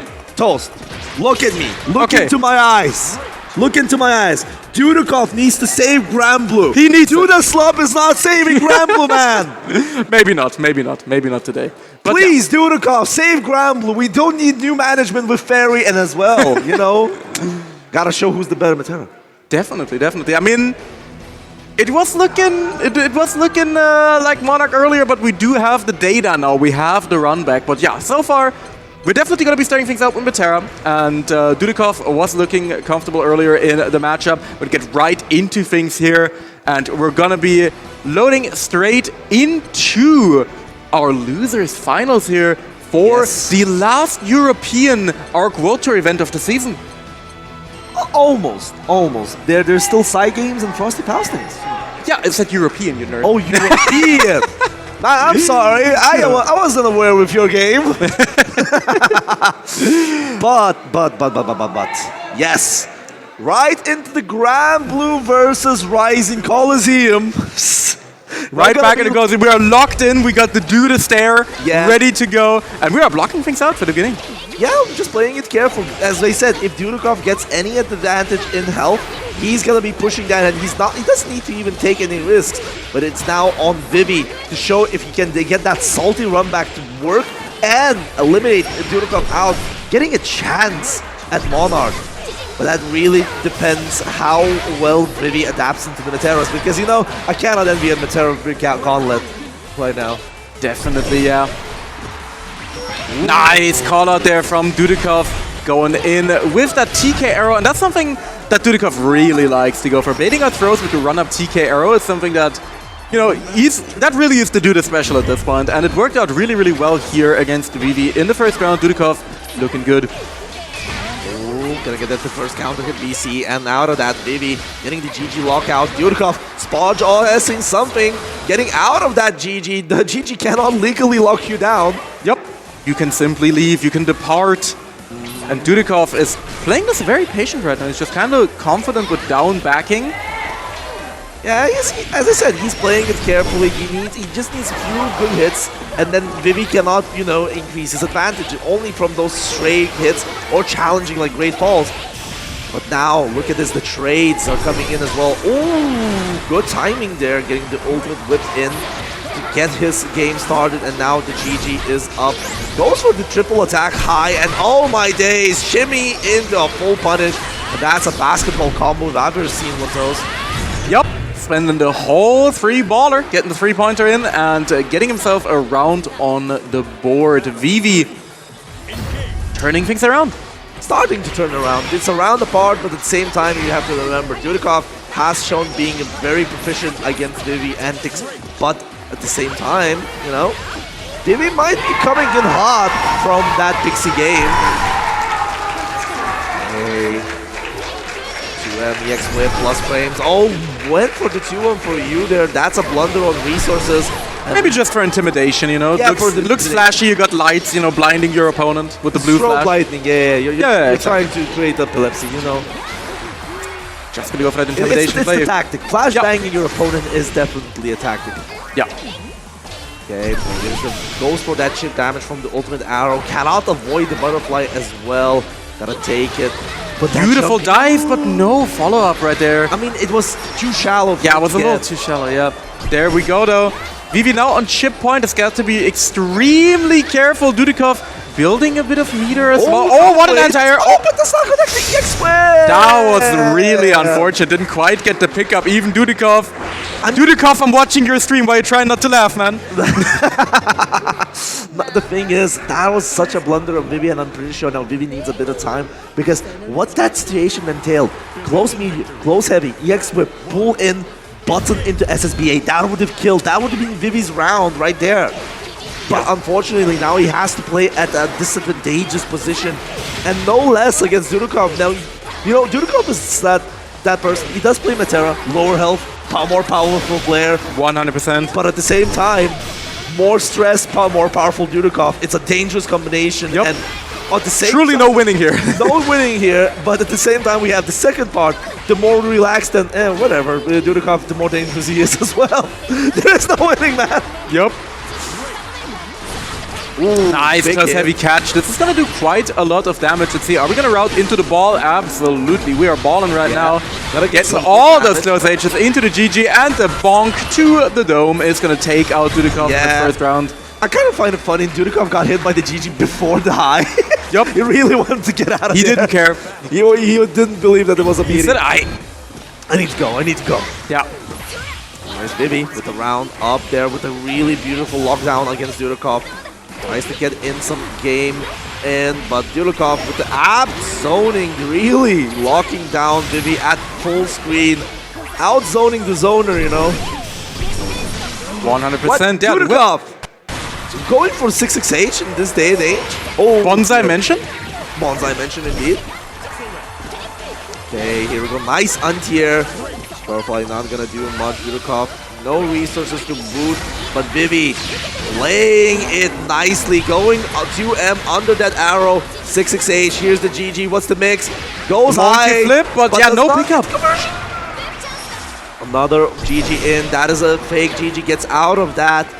Dudikov now losing health bit by bit. Both of them are at such dangerous health, and Vivi catches the Tiki arrow there from Dudikov, with it equalizing the match count. Yeah. Vivi fighting back hard right there and getting, you know, something that you don't see that much. You know, the Fairy 6XL is not as, you know, common a sight as some of the other ones that we've seen so far, and actually finds a really good spot for it here at the end. Both players just pondering for a second, just taking their time, taking the Duda breather, and here we go, right back into it. Yeah, right back into it indeed. You know what? I'm kind of waiting for the, not the Duda breather, I'm waiting for the Duda go back to the character select to change color. Could definitely do that. I mean, we'll see it maybe if he loses this game, but right now... Oh, here we go. Air still has an air option out of there after the ultimate arrow, so kind of working out. Not getting hit by that close heavy. Now look at this. Mounting so much chip damage and stray hits on Vivi. Now Vivi kind of, we're looking at the backseat here. GG on top, jumps out nicely at the right timing. But now ultimate butterfly going to not, because Vivi just catches him in a good position, and now GG into the corner. Wait, this combo is not over. Yep, we are rolling. Wait. Oh, and we are inviting Fred Durst in because we are rolling on him, and the close heavy dog is gonna do it here. Vivi takes the round. Yeah, what a sequence. That was like one from here 100 to 0 quite quickly from 3 interactions in a row. Yep. And Dudikov really needs to secure that match. Oh, what a trade! Unfortunately, will not get any good conversion off of it.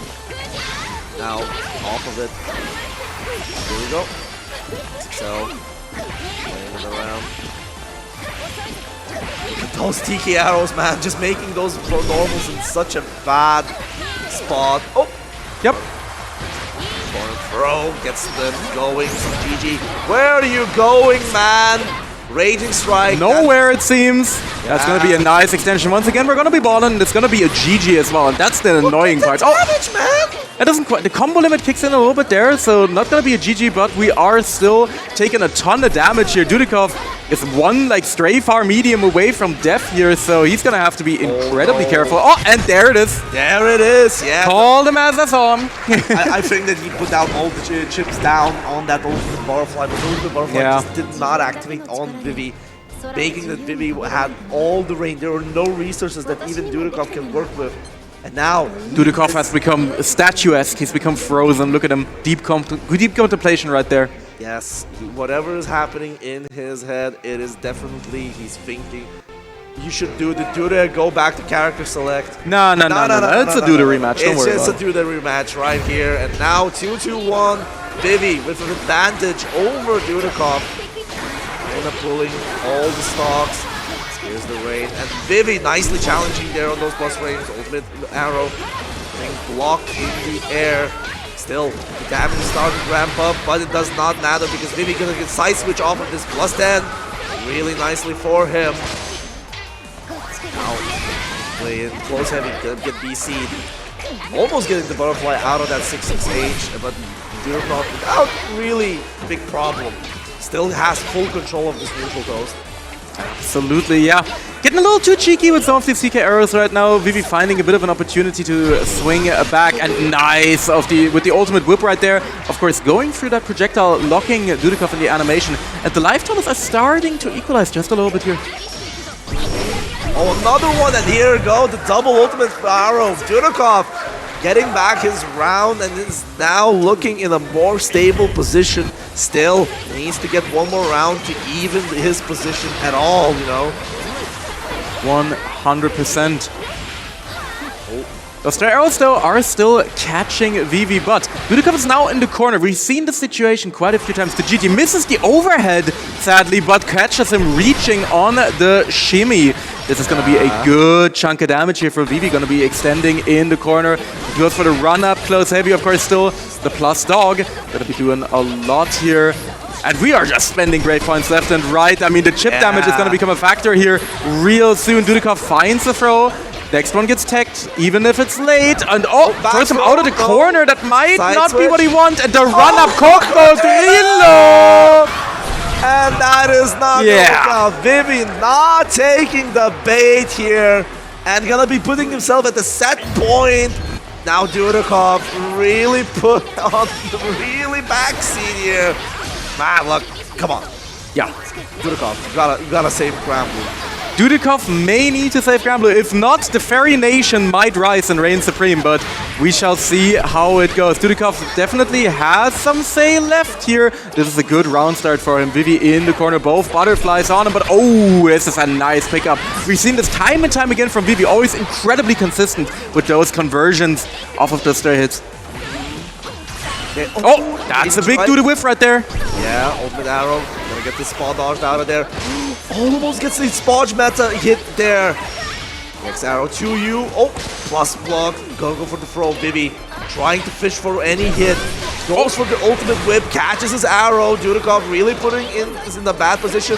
No resources to confirm out of that.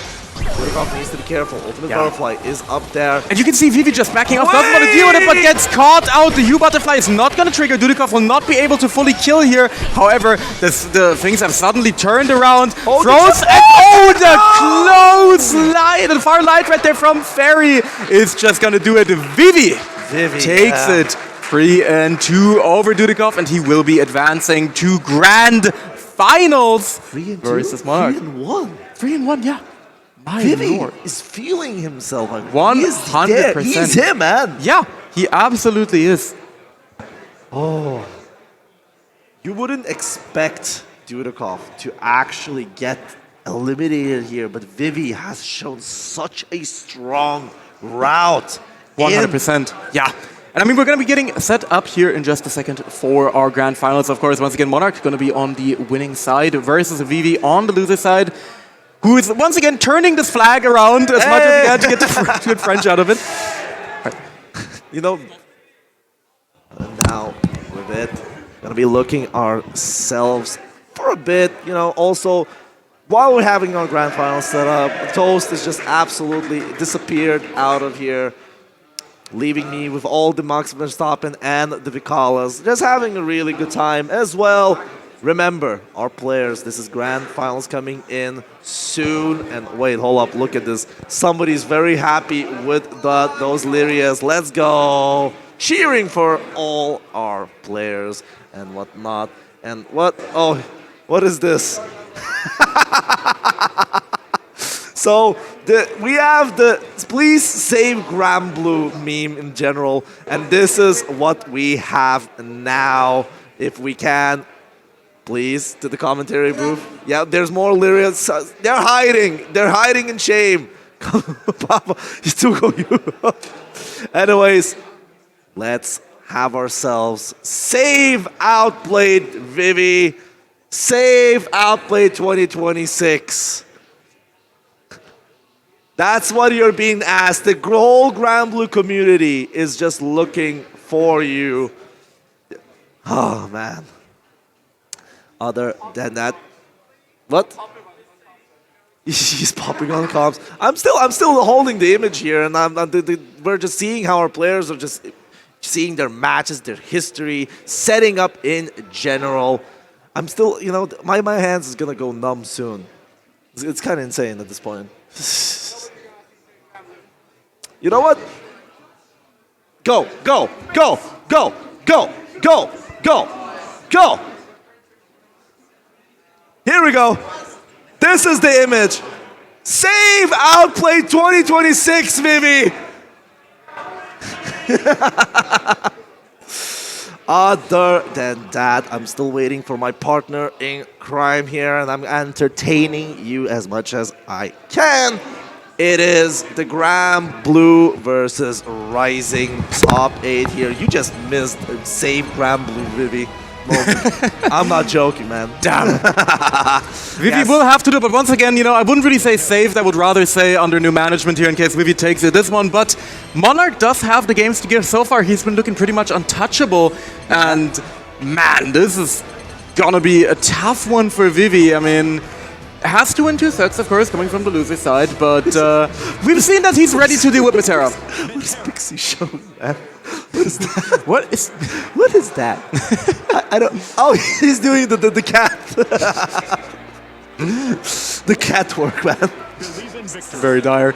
But yeah, dire, just gonna be going into a button check first here, making sure everything is good to go. Of course, you do not want to be caught out with, you know, a messed up button right before the grand finals of this event right here. This is all the points on the line. This is the ARC World Tour Gold event, once again on the line.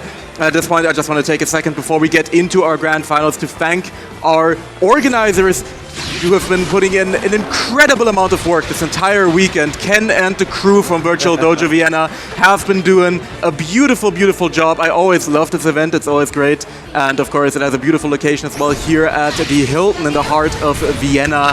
And of course, you know, shout out as well to Red Bull, keeping us hydrated, keeping us going. And of course, sponsoring the event once again. So thank you so much from the bottom of our hearts. It has been a great event, and I couldn't ask for a nicer way to close things out than with some beautiful, beautiful Granblue here as we get into our Shin Grand Finals here for all the points at Outplayed 2026. Let's make some noise! Let's make some noise for Outplayed 2026 Granblue versus Rising Grand Finals! Winner side, Monarch. Loser side, Vivi, Metera, and Fairy. Let's get it rolling, Toast. I was prepping myself for that, man. Oh my goodness. Riot will die before the set is over. Oh, I'm not dying. Nah, not until I pop a ball with you at 16. Anyways, let's get it going. Absolutely. Whoa. Getting right into things here.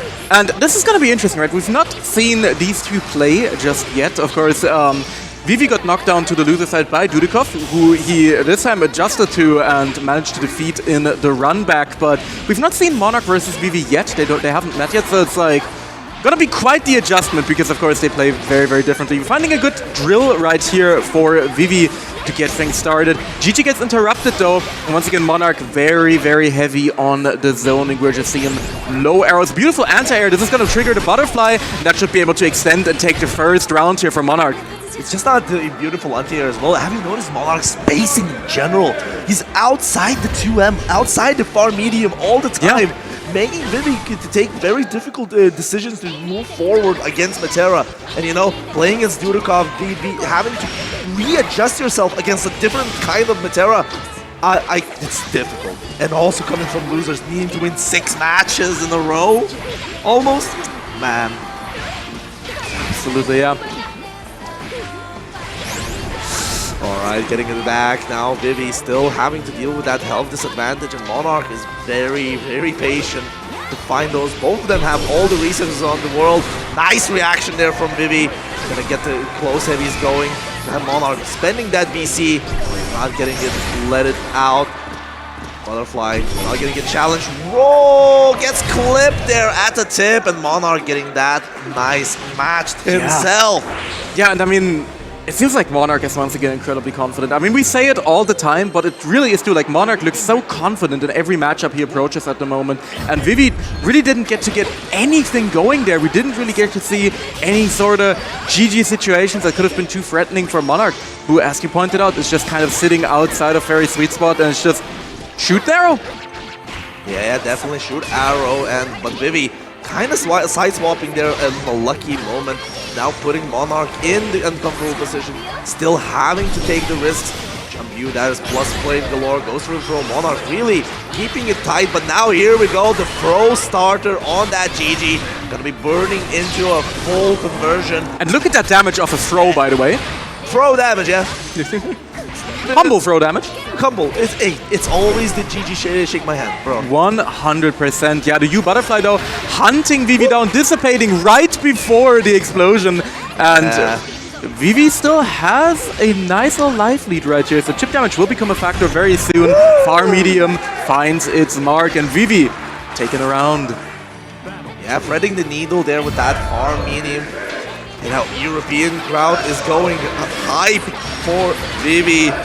You know, it's just natural. Like, we are trying to defend our home soil here.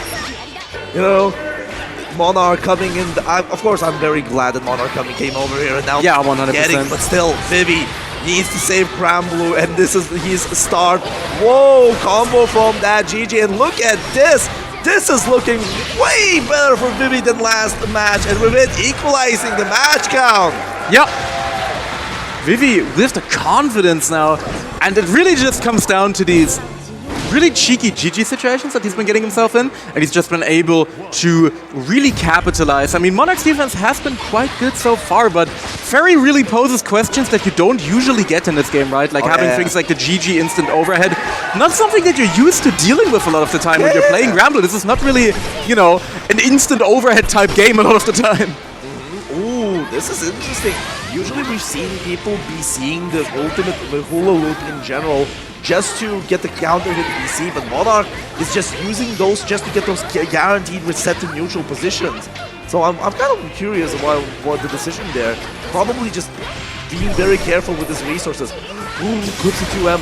Doesn't challenge the ultimate butterfly at all. Yeah, very low. The Monarch. Ooh, Monarch has had the meter to work with there as well. So these ultimate butterflies are going to be building up once again, and now this chip damage is going to be incredibly rough to deal with for Vivi. He's going to have to make a bit of a miracle happen here because of this, right? Even if you're contesting, these trades are going to happen with a lot of these ultimate projectiles, or even just regular projectiles, because as we said earlier in the Dudikov match, Ferry has a lot of extended hurt boxes that Matera does not.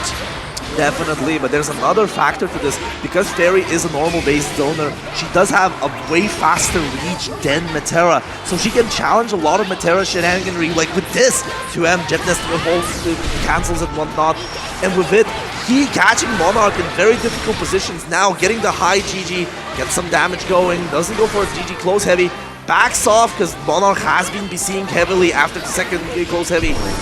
Now Butterfly is on the screen, playing it safe, does not get to convert, but the air hit of the Butterfly. Oh my god, look at this damage, Riot. Look at the amount of bleeding on Vivi here, but what a scoop! GG! The whip coming in hot, letting him to see saved from the ultimate Butterfly. He's definitely saving Granblue right now in this instance. Yup, the Butterfly though will have a say here. Oh, whiff on the anti-air, and Vivi catches Monarch on that anti-air attempt. Vivi taking yet another round here, and now we are once again entirely equalized. Entirely equalized indeed, and Vivi has been shown that he's willing to thread that needle as many times as possible. Misses the throw there, no punish from the Vivi, playing it safe, tries to catch him, he has the resources to confirm it to 1v. Air unblockable, Monarch playing it very, very safe on it, just hopping in at moments when he believes that it is great. No punish on the anti-air there, Monarch still keeping Vivi in the corner, Butterfly on top of you, great fall, chip damage, racking up, ultimate arrow coming in, gonna have to work out EX whip, I mean. Okay. And look at Monarch's defense and keeping Vivi there. Man. The Butterfly insurance coming there at the end, and that's gonna be Monarch taking another game, only needs one more to win Outplayed 2026. Yeah, definitely.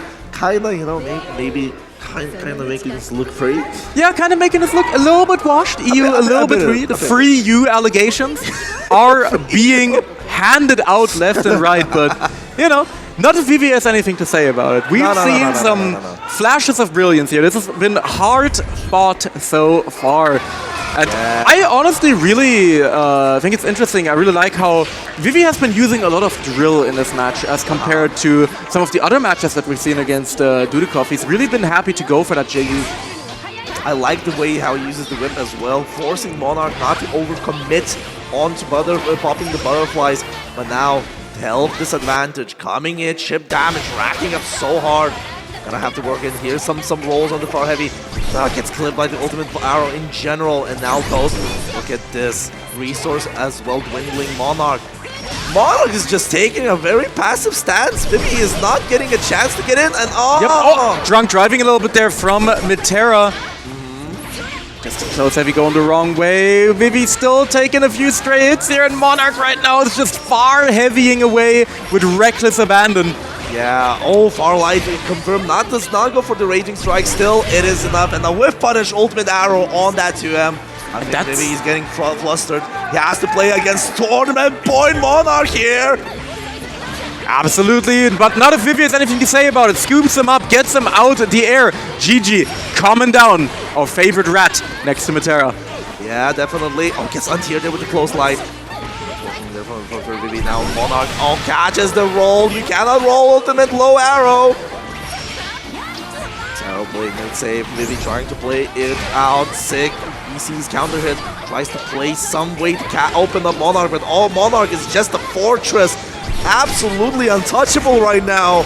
Completely unstoppable. Gets the anti-arrow. What? Oh, he's still alive. He's still alive.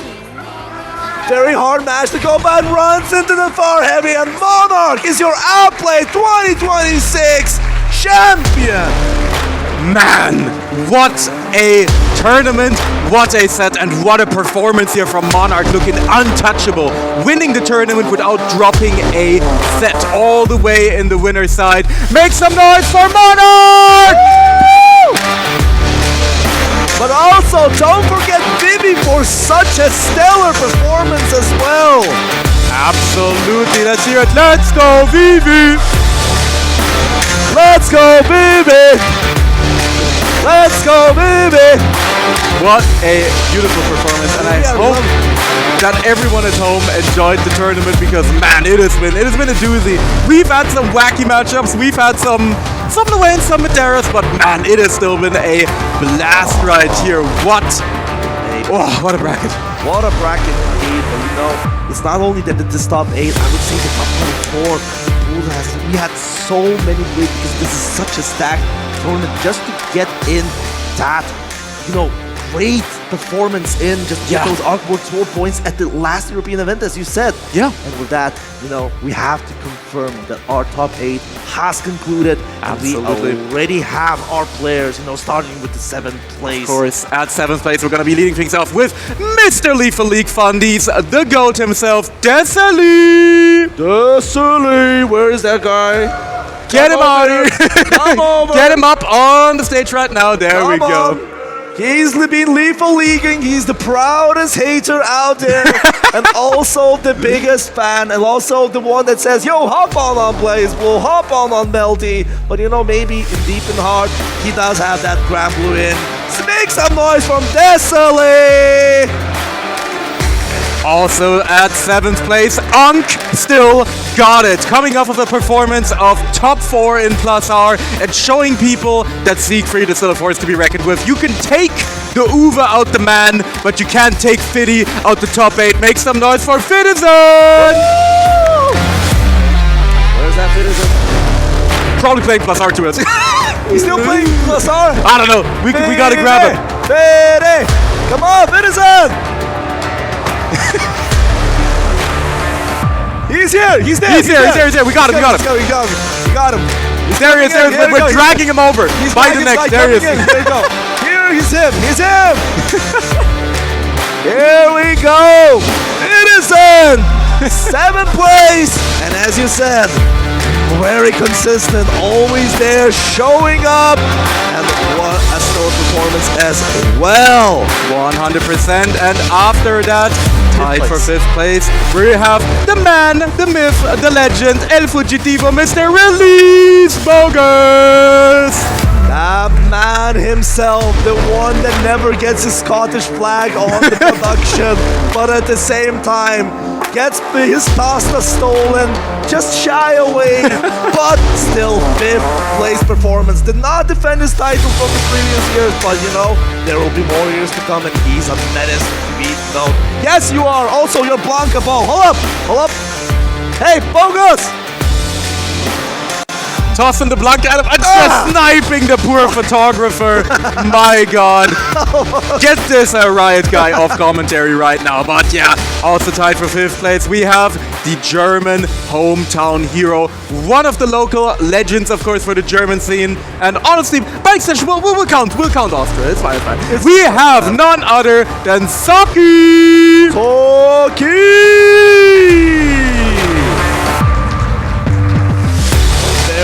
Beloved community member as well, what a big competitor too, has been polishing, you know, his tools of trade and becoming, go. Ferry. Oh yeah, here we go. There you go. But yes, sorry. We got a lot of like inventorization here. People are taking up their stuff too. We got people putting down plushies, taking plushies, you know.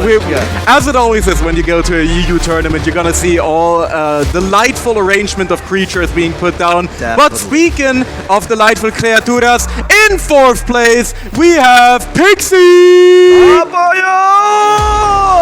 The man, the legend, the Mr. Worldwide, coming in back from his trip from China and Japan just to be here in Austria, outplayed to give and show that his world weight still got it.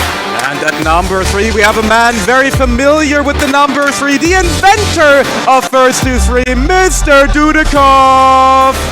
Dudikov, the Duda gamer himself. First to free Herald, and as well one of the Dudikov actually always gets top 4s, top 3s. Yep. You can't take the top 3s out of it, man. Absolutely not. In 2nd place, we have the magical menace, the fairy lord, the savior of European Granblue. We have Vivi! And of course, you cannot forget, you absolutely cannot deny the dominance, the performance from our first place, our Outplayed 2026 champion. Make some noise for Monarch! Here we go, your 2026 Gold Arc World Tour event champion for Outplayed. Monarch, stellar performance, stellar Metera, giving us run for show, maybe giving us 3 Europeans, like, delegations here, and make some noise for Monarch! And with that, everyone, all good things must come to an end. Sadly, but it has been a beautiful, beautiful weekend of Granblue action here at Outplayed. Once again, we have the honor and the privilege actually closing out the tournament with our top 8 right here. And I mean, look at all these beautiful people. Look at these esports peak athletes. This is what peak athleticism, peak human form is. And with it, Bogus trying to fit in. Yes, but the thing is, FGC wouldn't be without the C. Everybody here, even with the competition and whatnot, are all a part of the community. Everybody's here to meet each other, have a good time, and I'm pretty sure all of these top 8 finalists had a stellar, amazing time here. At least Pixie did. Yeah, I mean, Pixie definitely did. But other than that, all good things must come to an end. The Outplay 2026 Granblue Top 8 is over, and as well, as you said, our last tournament of its kind. We're gonna be saying goodbye. Yeah, if you want to enjoy some Granblue, we do have Promenade for European side as well. If you're a beginner watching this tournament and an interested, European Training Grounds is there for you as well. Do give a shout out to the NAFGC. They're coming to the Granblue. Clunk, Monarch coming in here straight to Austria to compete. Very welcome and very happy to, have this global connection with each other and still having the competition going as well. Thank you to all the competitors and the viewers, and also thank you, Toast. Thank you, Orion. It has been a pleasure, my man. It has been a great time. I'm very happy to be back commentating another top 8 for this beautiful, beautiful tournament that once again is one of my absolute favorites in Europe.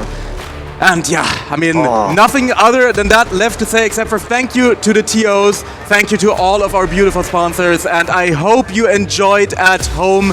For the bottom of our hearts, thank you very much, and I hope you enjoyed Outplayed 2026. We'll see you next year. Be alright with Toast. Bye-bye.